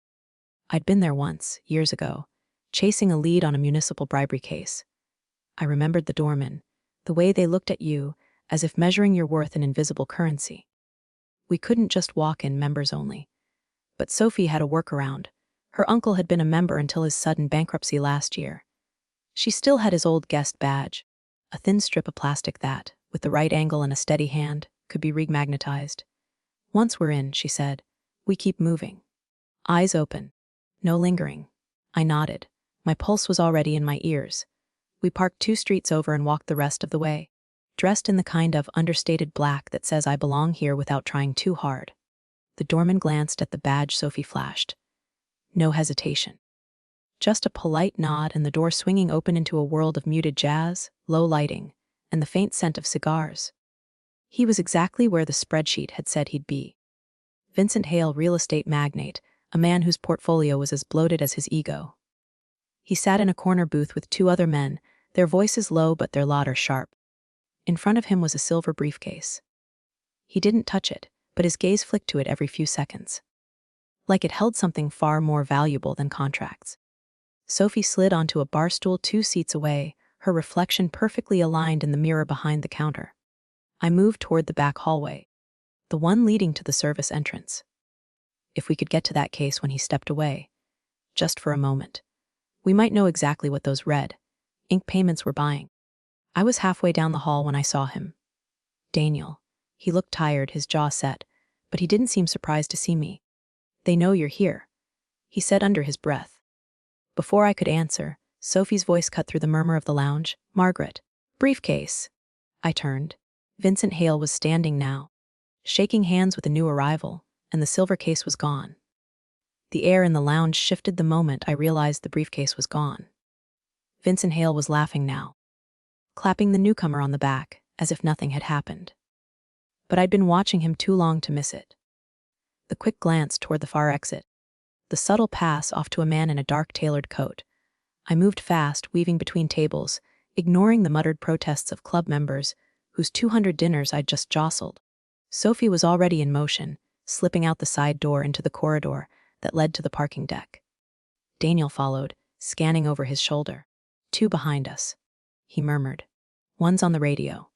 The man in the coat was easy to spot, tall, broad, carrying the silver briefcase like it was weightless. He wasn't running, but his stride was quick, purposeful. We trailed him up 1 level, keeping to the shadows between parked cars. I could feel my heart pounding in my throat. At the far end, a black sedan idled, its engine low and smooth. The man popped the trunk. Daniel moved first, stepping into the open. "Forget something," he said, his voice carrying just enough to make the man freeze. Sophie flanked left, her hand in her coat pocket, where I knew she kept her phone recording. I came in from the right. The man's eyes narrowed. "This isn't yours." "Neither is she." "Jenna, you moved her." "Where is she?" He didn't answer. Instead, he set the briefcase into the trunk and slammed it shut. Daniel lunged for the trunk latch, but the man was faster, sliding into the driver's seat. The sedan roared to life. Sophie pounded on the side window as it tore past, tires squealing. Something clattered to the concrete where he'd stood seconds ago. A single envelope, thick, sealed with a strip of red wax. Back in the shadows, we tore it open. Inside were photographs, grainy, zoomed in, but unmistakable. Jenna, sitting in what looked like a basement room. A cot, a single bulb overhead. And taped to the wall behind her, a sheet of paper with tomorrow's date written in black marker. At the bottom of the stack was something that made my stomach turn, a receipt. Not for food or supplies, for a transfer of 500,000 to Kara's offshore account. We sat in the dim glow of the dashboard light, the photographs spread out across Sophie's knees. Jenna's face in the pictures wasn't just scared. It was waiting, like she knew someone would come. "We take this to the police," Sophie said, her voice low but urgent. "We can't do this alone, not with Hale's people involved." Daniel shook his head. "And by the time they get a warrant, Jenna's gone, or worse." I stared at the 500,000 transfer slip. Kara wasn't just hiding Jenna, she was trading her for something. And the drop was tomorrow. If we go in blind, Sophie warned, we could all end up like her. I leaned back, closing my eyes for a moment. If we wait for backup, we lose her. And we'll never know what's in that briefcase. Silence filled the car. The jazz from the country club was still faintly audible through the brick wall. Like the world we'd just left was completely untouched by what we were about to do. Daniel broke the silence. "We hit them tomorrow. Quiet. No guns. Just get her and get out." "And if it's not just her?" I asked. "Then," he said, "we take whatever they're trading and make sure Kara can't cover it up again." We parked 3 blocks from my apartment and went inside like ghosts. Sophie spread out a crude map of the Riverton shipping yards, where the transfer was set to happen. Daniel circled the southeast gate. Only way in without being seen. If Hale's involved, security will be tight, but not police tight. The clock read 17:17 a.m. We had less than 18 hours. As I packed my bag, my phone buzzed again. Same unknown number. This time no text, just a single image. It was me. Standing in my kitchen window, taken from the street. The photo on my phone was grainy, but it was enough to chill my blood. The angle was perfect. Someone had been close enough to see the reflection of the lamp on the glass. "They're watching us now," I said. Sophie's eyes darted to the blinds, then she pulled them shut. "If they know where you live, they know about the plan." Daniel stayed calm, but I could see the muscle in his jaw tighten. "Then we don't change the plan. We make it look like we're walking into a trap, and then spring our own." Though we ditched my car, taking an unmarked van Daniel borrowed from a contact. Sophie swapped her jacket for a dockworker's vest, hair tucked under a cap. I pulled on a pair of scuffed boots and a faded hoodie that made me look like I belonged on the graveyard shift. Daniel just smiled when I asked about his getup. I blend best when I'm invisible. The Riverton shipping yards loomed ahead, a maze of corrugated steel warehouses lit by harsh sodium lamps. The air was thick with diesel fumes and the sound of water lapping against the pilings. We parked 2 blocks out, slipping through a gap in the fence near the southeast gate. From here, we could see the loading dock where the silver briefcase sat on a wooden pallet, surrounded by 4 men, each one carrying the kind of posture that said, "Don't even try it." Daniel whispered, "We move when the truck arrives. Distraction first. Then you 2 grab Jenna if she's here." "If she's here?" Sophie hissed. I didn't want to say it, but I'd been thinking the same thing. Those photos could have been taken anywhere, at any time. A low rumble shook the dock as headlights swept across the yard. A black transport truck rolled up to the pallet, air brakes hissing. The rear doors swung open, and there she was, Jenna blindfolded, hands bound, but standing alive. The sight of Jenna standing in the truck's shadow almost made me break cover too soon. Sophie's hand gripped my arm, hard enough to leave a bruise. Daniel whispered, "On my count. 3, 2, 1. From the far side of the yard, an alarm blared. A forklift rolled into view, unmanned, its metal prongs scraping sparks from the concrete. The guards turned instinctively, 2 of them jogging toward the noise. Sophie and I moved in low, skirting the line of stacked crates. Daniel was already circling wide, keeping to the shadows. We were 20 feet from the truck when the air shifted, like the temperature dropped a degree. The kind of shift you feel before a storm hits. A sleek black SUV rolled into the yard, its tinted windows swallowing the sodium light. The rear door opened, and Vincent Hale stepped out in a charcoal overcoat, his silver hair catching the wind. "Stop the transfer," he said, his voice carrying even without a shout. The remaining guards froze. Jenna's head turned slightly under the blindfold, as if she recognized the voice. Hale's gaze swept the yard and landed right on me. Sophie muttered, "He sees you." I straightened, realizing there was no more hiding.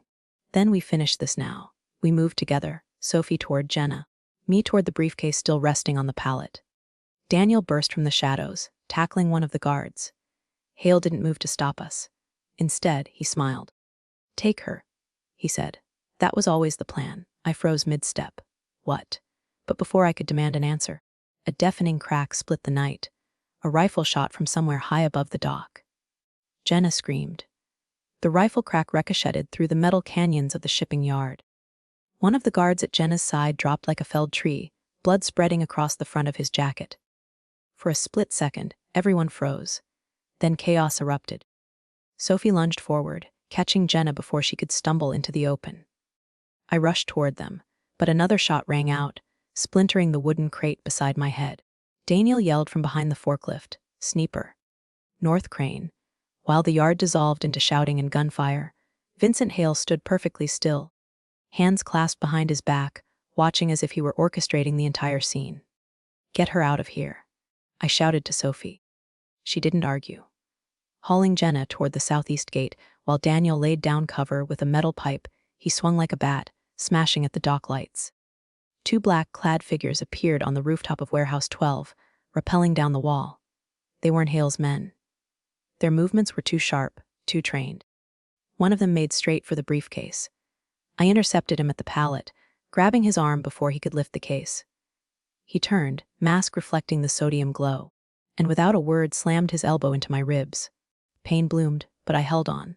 In the scuffle, the briefcase snapped open, papers spilling onto the wet concrete, and in the mess, something metallic clinked, a small, palm-sized drive, engraved with a symbol I didn't recognize. By the time I blinked through the pain, the masked man was gone. The sniper fire had stopped, and Hale's SUV was reversing toward the exit. I clutched the drive in my hand, chest heaving. Sophie, Daniel, and Jenna were nowhere in sight. The yard was eerily quiet now, except for the hum of a single dock light swaying in the wind. The smell of diesel and blood lingered, thick in the air. I scanned the shadows. No Sophie, no Daniel, no Jenna. Just empty space where they'd been seconds ago. I stumbled toward the southeast gate, heart pounding. Tire tracks carved fresh grooves into the gravel, leading away from the dock. They were gone.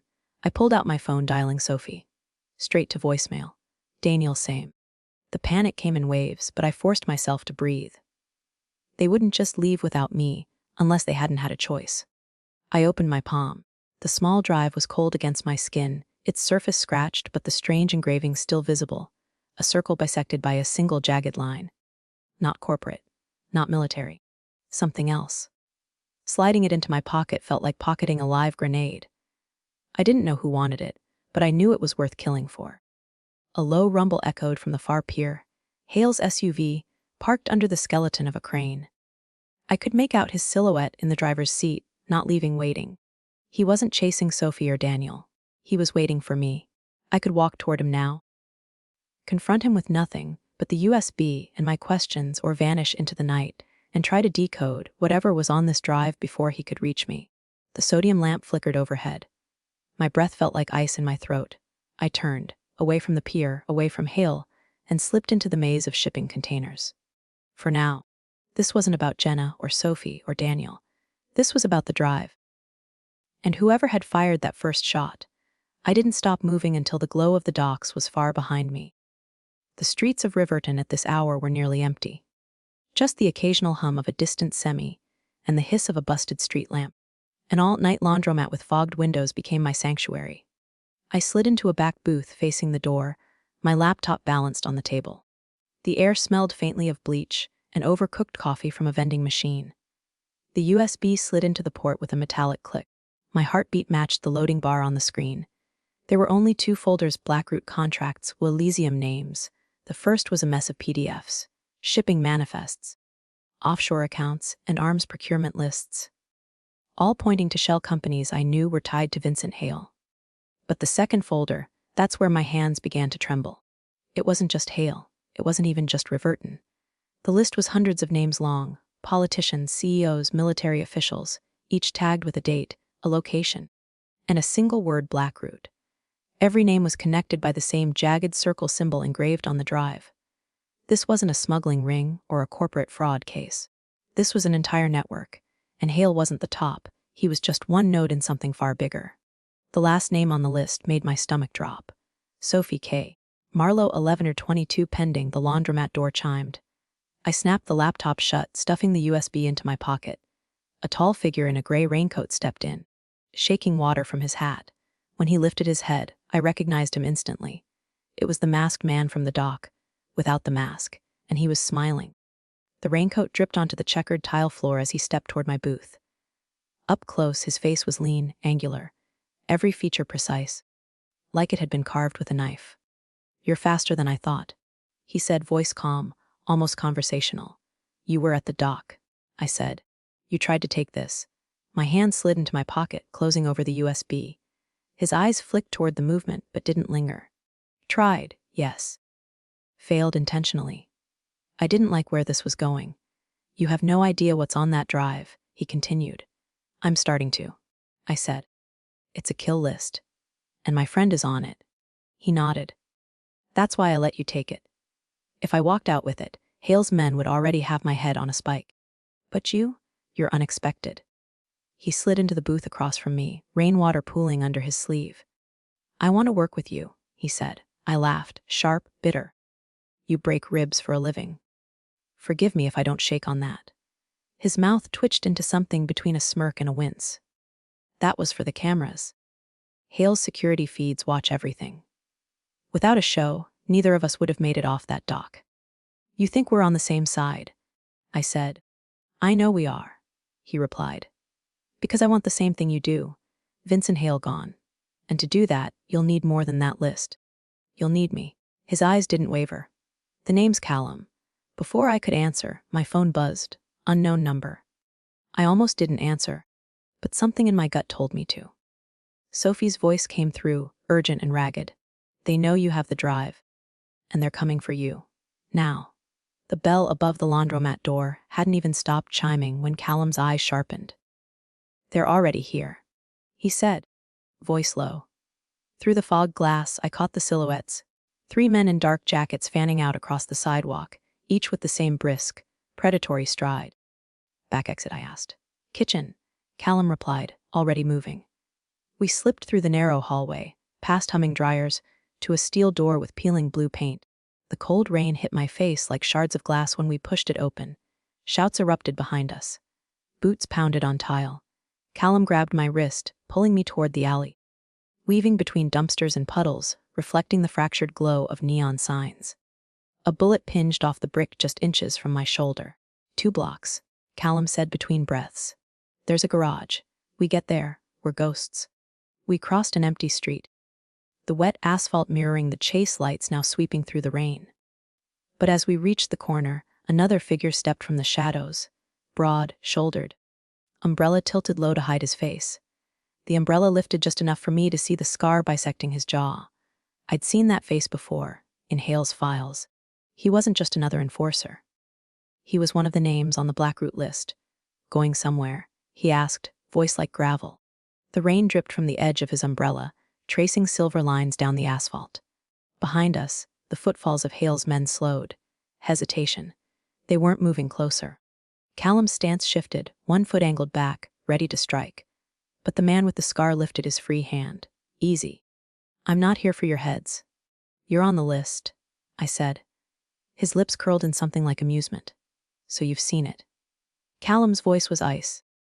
Then you know what that means. I do, the man replied, and that's why I'm here, to make sure neither of you die before we can talk.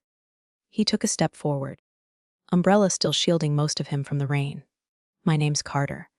Hale wants me dead as much as you. That list isn't a hit order. It's a purge schedule. He's clearing the board before someone else can. Someone else like you, I asked. Someone else like us, he corrected. He glanced over my shoulder, toward the shadows where Hale's men lingered but didn't approach. They won't move without my say-so. Which means, right now, you've got a choice: a run with Callum, or hear me out and maybe learn why Sophie's name is really on that list. The sound of the rain seemed to grow louder between us. Callum's jaw flexed. We don't have time for this. Carter's eyes locked on mine. You have less time than you think. Hale's not the top of this food chain. He's just the knife. I can show you the hand holding it. The rain felt heavier, each drop cold enough to sting. Carter's words hung between us like a noose. I can show you the hand holding the knife. Behind him, Hale's men still lingered in the shadows, waiting. Not for me. Not for Callum. For Carter's signal. Callum's hand pressed lightly against my elbow. He's stalling. Every second we stand here, more of them close in. But Carter's gaze didn't flicker. You run now. You'll still be running a week from now.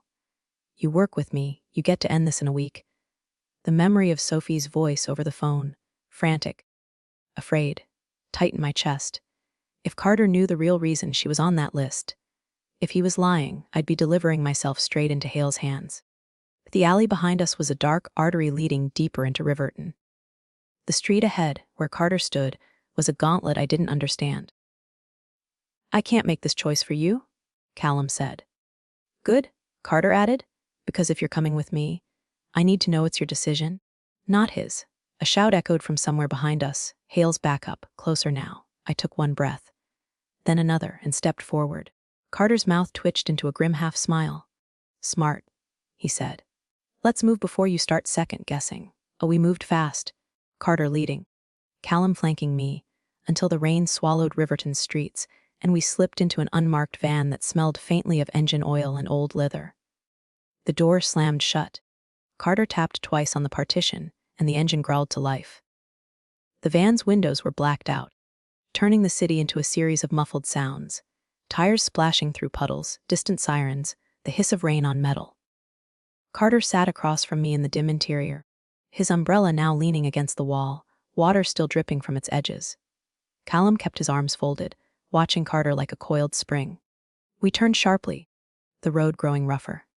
Through the windshield partition, I caught glimpses of rusted shipping containers stacked like tombstones. The van slowed, then rolled into the yawning mouth of an abandoned warehouse. It smelled of dust, oil, and something faintly medicinal. Fluorescent lights flickered on, revealing a space divided into sections, a workbench littered with tools, a table with maps pinned to the wall, and, most jarring, a medical cot with restraints bolted to its frame. Comfortable? Carter asked dryly. I didn't answer. My eyes were on the corkboard above the maps. There, under a web of red string, was Sophie's face. You said you knew why she's on that list. I said, my voice colder than I intended. Carter moved to the board, tapping a photo just above Sophie's. This is Hale's accountant. 3 weeks ago, he tried to sell ledger pages to a buyer in Anchorage. The buyer was Sophie. She was trying to expose him, I asked. Carter nodded. Or leverage him. Either way, it painted a target on her back. Callum's tone was skeptical. And you just happen to know all this. I'm not in this war by accident, Carter replied. Blackroot isn't just killing witnesses. They're killing anyone who can tie the money back to its true source. I took a step closer. And who is that? Carter's jaw tightened. The name on top of the board isn't Hale. It's someone far worse. Someone Sophie might have already met without realizing it. The fluorescent light hummed overhead, throwing pale shadows across Carter's face. His gaze shifted from me to Callum, then back. This name, he said, tapping the top of the corkboard, isn't just a boss, it's the architect, pinned there. Above every photo and string was a single black and white headshot. The man wore a politician's smile, the kind that photographs well but never reaches the eyes. My breath caught. That's Senator Lucas Harrow, Carter finished for me. Champion of community renewal, darling of the national news cycle, and the one funneling Blackroot its contracts through Shell grants and federal cover. Callum's eyes narrowed. That's impossible. He's a family man, war veteran, beloved public servant. Carter's voice was flat. Yeah, and behind closed doors he signs off on every purge. My mind raced. You said Sophie might have already met him. She interned on his campaign 2 years ago, Carter said. She wouldn't have known what he was then. But if she started connecting dots recently, she became a liability, Callum finished. Carter turned away from the board, pacing. Harrow's making a move soon. Something big enough that anyone who knows about Blackroot will either be dead or too scared to talk. Sophie's disappearance isn't the endgame, it's the warning shot. He stopped, meeting my eyes. We can bring him down. But it's going to cost everything. The warehouse fell silent except for the distant drip of rainwater through the roof. Outside, somewhere in the industrial sprawl, an engine revved, a sound too sharp and too close to be coincidence. Callum's hand went to the gun at his side. Carter looked toward the door. Looks like Harrow just RSVP'd to our little meeting. The lights flickered once, then twice, before plunging us into darkness. The moment the lights died, the warehouse became a cavern of echoes and breath. Metal groaned somewhere above, like a giant shifting in its sleep. Callum's voice was low, urgent. Stay behind me. I could hear him move, careful steps on the concrete. A thin shaft of light slipped under the warehouse door, slicing across the floor. In it, I saw Carter's silhouette, still, too still, like a man weighing whether to bolt or stay. Then came the sound, a soft scrape, like a boot twisting against grit. From the far side of the room, Margaret. The voice was unfamiliar, calm. You don't know me yet, but you've been on my radar for a long time. I felt the hair rise on my arms. A flashlight clicked on, blinding for a second. In its beam stood a man in a charcoal raincoat, water dripping from the hem, a small earpiece catching the faint glow. He wasn't armed, or at least not openly. I'm here to offer you something Harrow can't, he said. The light steady on my face. Carter stepped forward. She's not interested. The man's eyes flicked to him. You don't speak for her. The beam shifted back to me. You've seen what Harrow does. You've seen what Blackroot is. But there's another board, another set of players, and we've been watching to see if you're worth pulling in." Callum's voice was a growl. "And if she's not?" The man smiled faintly. "Then this meeting never happened, and you'll all keep running until someone less polite catches you." The light lowered slightly, just enough for me to see both Callum's guarded stance and Carter's restless posture. Somewhere beyond that door, the revving engine cut off abruptly. Silence followed. Heavy and expectant. I knew, in that moment, whoever I chose to trust would define whether I lived through the night, or disappeared like Sophie. The warehouse smelled of damp concrete and oil. My heartbeat was a drumbeat in my ears. The man in the raincoat kept the flashlight low now, his face half in shadow. Behind me. Callum shifted his weight. To my right, Carter's breath was slow, deliberate, like a man trying not to betray what he hoped I'd say. Every name I'd heard in the last 48 hours, Harrow, Blackroot, Sophie, flashed through my mind, tangled in a web of loyalty and survival. If Harrow was the disease, maybe this man was the cure, or maybe just a stronger strain. I took a step forward into the beam. "You want me to work with you," I said. "Fine. But Sophie comes first. You help me get her out, or I walk." A pause, then the faintest smile. "Agreed." Carter's voice cut in sharp. "You have no idea what you just signed up for." I'm tired of reacting. I shot back. "It's time to move first." The man in the raincoat extended a small black card. Embossed on it, barely visible, was a sigil, 2 intersecting circles crossed by a single vertical line. "Memorize it. Burn it. In 3 days. You'll meet someone who can give you Harrow's real schedule." As he turned to leave, he added without looking back. "And Margaret, you might want to ask Carter what he was doing in D.C. the night your father disappeared." The door closed behind him with a hollow clang.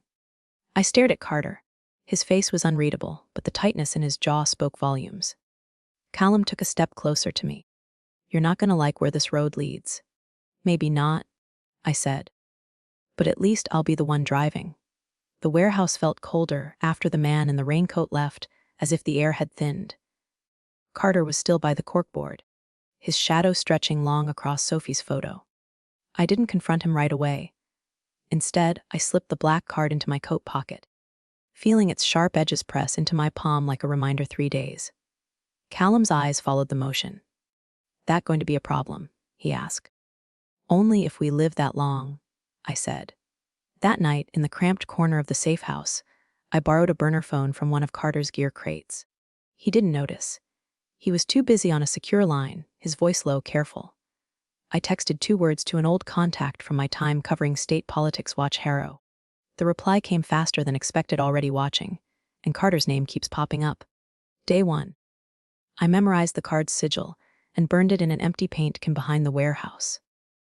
The ashes drifted into the alley's puddles, disappearing as if they'd never existed. Day 2, Callum helped me strip down the safehouse van, swapping plates, rewiring the dash, while Carter disappeared for hours without explanation. Day 3, I packed a single bag cash IDs and a small revolver I hadn't carried since my father's death. That night, I finally cornered Carter. "Where were you in D.C.? "The night my father disappeared." His answer came without hesitation, but too fast to feel real. I was nowhere near him. The problem was, he didn't say I didn't know him. At dawn, a coded message buzzed on the burner, "Pier 19, South Dock, midnight." Beneath it was a single line, "Come alone, or don't come at all." Callum read it over my shoulder. "They're setting you up. Then I'll just have to surprise them," I said. The wind off the water cut through my coat like glass. Pier 19 was almost empty at midnight, except for the guttural groan of mooring ropes straining against steel bollards. Sodium lights cast long, uneven shadows, turning the dock into a chessboard where I couldn't tell the pawns from the queens. I came alone, as instructed, or at least, that's what they would see. Callum was somewhere out of sight, crouched on the skeleton frame of a derelict crane, watching through a thermal scope. He'd promised not to intervene unless things went bad. I didn't trust him to keep that promise. A single figure stood at the far end of the dock, hands in the pockets of a weather-beaten coat. The hood was up, head bowed. But the stillness in their stance was deliberate. Like someone who'd been here long enough to memorize the sound of every footstep. "Margaret." The voice was neither welcoming nor hostile. Just measuring. I stopped 10 feet away. You said you had Harrow's schedule. They nodded once, pulling a folded envelope from their coat. You'll find times, locations, and the names of 2 people inside Blackroot who are ready to flip. But you won't live to use it unless you know the other piece. What other piece? They looked up, and I froze. It wasn't a stranger. It was Sophie. Her eyes were sharper than I remembered. Haunted, but lit with something I couldn't name. I wasn't taken, she said. I went to Harrow. Because I thought Carter was working for him. My breath locked in my chest. Somewhere above us, I could almost feel Callum's aim shifting through the scope. Sophie held the envelope out between 2 fingers. You want to bring Harrow down. You'll need me alive. But if Carter knows I'm here, neither of us will make it off this pier. The dock creaked under the swell of water. Somewhere behind me, the soft crunch of a shoe on wet wood. We weren't alone anymore. The sound came again, soft, deliberate, and close. I didn't turn immediately. Every instinct screamed that moving too fast would trigger whatever was behind me. Sophie's hand hovered over the envelope, her eyes locked past my shoulder. It's not Carter, she whispered. It's worse. A figure emerged from the glow of the far dock light, boots splashing in the puddles between warped planks. Harrow. The man who'd been the ghost in every corner of my life for months was suddenly flesh and blood, his presence bending the air. You have something that belongs to me, he said. His voice carried no anger, just inevitability. From above, I caught the faintest reflection of Callum's scope tracking Harrow's head. I also knew, that if Callum fired, we'd all be dead before my heart beat twice. Sophie leaned in, her breath hot in my ear despite the cold. If you give him the envelope, he'll let you walk. At least for tonight. Harrow's eyes cut to her. And if she doesn't? I took the envelope from Sophie's hand. Felt its weight. It was heavier than paper should be. Something else inside. Then, in one motion, I tore it in half and let the pieces scatter into the black water. Harrow stepped forward once. Smiled. Then you've just made yourself the only source left. He turned his back to me and walked into the dark, as if certain I wouldn't follow. Or wouldn't dare. Sophie's face was pale, her lips parting but no words coming out. From the crane above, Callum's voice crackled in my earpiece. What the hell did you just do? I didn't answer him. Because somewhere between Harrow's smile and Sophie's silence, I realized the war wasn't about information anymore. It was about who controlled the last move. And I just made sure that was me. The night after Pier 19, the city felt like it was holding its breath. I kept moving, switching buses, walking under scaffolds, staying in the blind spots between security cameras. But by dawn, I knew it didn't matter. Harrow wanted me alive, for now. The safe house door clicked shut behind me, and Carter was there, leaning against the wall, arms folded. You made quite the splash last night, he said. Harrow's not happy. Neither are you, I said, dropping my bag. True, but unlike Harrow, I still need you breathing. You've just made yourself leverage. He tossed a phone onto the table. On the cracked screen, a text glowed midnight. The Glass House. That's where we end it, Carter said. You, me, Harrow. No more middlemen. And Sophie. Carter's smile didn't reach his eyes. If she shows, she's choosing a side. And she'd better choose right. Later that day, Callum pulled me aside, his voice low enough that the hum of the refrigerator almost drowned it out. Carter's playing you. He's not meeting Harrow to kill him. He's meeting him to hand you over. I stared at him. And you know this because... Callum didn't answer. Instead, he slid a folded sheet of paper across the table. It was a copy of the list. Carter's name was still on it, but next to it, in red ink, was a new words immune. As night fell, the Glass House rose in the distance, a steel and glass atrium in the middle of a gutted factory. Its walls glowed with pale light, and shadows moved inside, slow and deliberate. I checked the revolver in my coat, the weight of it grounding me. Carter walked ahead without looking back, his silhouette sharp against the light. Just before we reached the entrance, I stopped. You go first, I told him. He glanced over his shoulder, grinning like we were sharing a private joke. Afraid of the dark? No, I said, stepping just far enough to the side to see the reflection in the glass. Harrow was already inside. And so was Sophie. The Glass House was warmer than I expected, the air thick with the smell of dust and old metal. Overhead, rain streaked across the glass ceiling. warping the light until everyone's face looked slightly distorted, like truth seen through water. Harrow sat at the far end of a long, translucent table, hands folded neatly. Sophie sat to his left, posture taut, eyes fixed on me but unreadable. Carter slid into the chair opposite Harrow, and I took the seat between them, close enough to both. But in no one's shadow, no small talk, Harrow said, his tone almost polite. I was hoping we could pretend we're civilized. You dragged me here to pretend, I asked. He smiled faintly. No. I dragged you here to see who flinches first. Stop it, Sophie said suddenly, her voice sharper than I'd ever heard it. She reached into her coat, and Harrow's eyes flicked to her hand. But she pulled out only a small notebook. She slid it toward me. Everything you need to end this. But if you open it, you can't unsee what's inside. Carter's gaze sharpened. That's not yours to give. And you're not who she thinks you are? Sophie shot back. My hand hovered over the notebook, the glass table cold under my palm. I could feel both men's eyes on me, each one waiting for me to tip the balance their way. From the corner of my vision, I saw Harrow's right hand curl slightly under the table, toward the shape of a weapon holstered beneath his coat. Carter's left foot tapped twice, a signal I'd seen him use to set Callum in motion before. And Sophie, she was shaking. Not from fear, but from holding something back. I pulled my hand away from the notebook. Not yet. 3 pairs of eyes stayed locked on me, but I kept my gaze on the glass, where their reflections overlapped in a single blurred shape. Because for the first time, I realized the truth. It didn't matter which of them I sided with tonight. They were all the same storm. The glasshouse went silent, except for the rain ticking against the glass above us. Sophie's notebook sat between us like a live wire, the paper curling slightly from the damp air. Harrow's hand still hovered near his sidearm. Carter's fingers tapped once more, and somewhere beyond the walls, I caught the faint static of a radio responding. I leaned back in my chair. I'm not making the choice here, I said. Harrow's brow furrowed.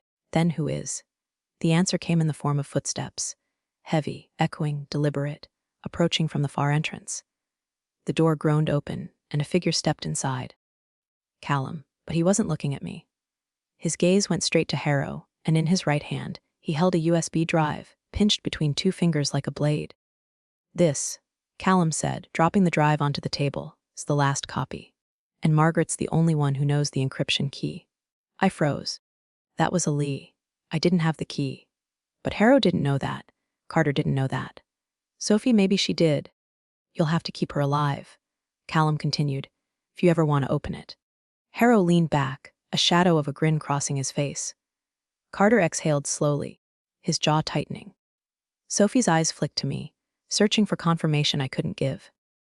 Before anyone could speak, the lights overhead flickered once, twice, then went out completely, plunging the glasshouse into darkness. In that void, chairs scraped, a body moved fast. Something metallic clattered to the floor, and then silence. When the emergency lights finally flared back on, the chair to my right was empty. Harrow was gone. The notebook was gone too. Carter's voice was low, tight. This isn't over. No, I said, standing, my reflection fractured in the cracked glass table. It's just beginning. Because Harrow leaving with that notebook meant the game was still alive. And somewhere out there, my name was still on someone's list. In life, you'll sit at tables where every move carries risk. You don't always have to pick a side right away. Sometimes the real power lies in waiting, watching, and forcing others to wonder what your next move will be. If you were in Margaret's place tonight, who would you trust, if anyone at all? Share your thoughts in the comments. And don't forget to like and subscribe so you won't miss what happens next. The game is far from over.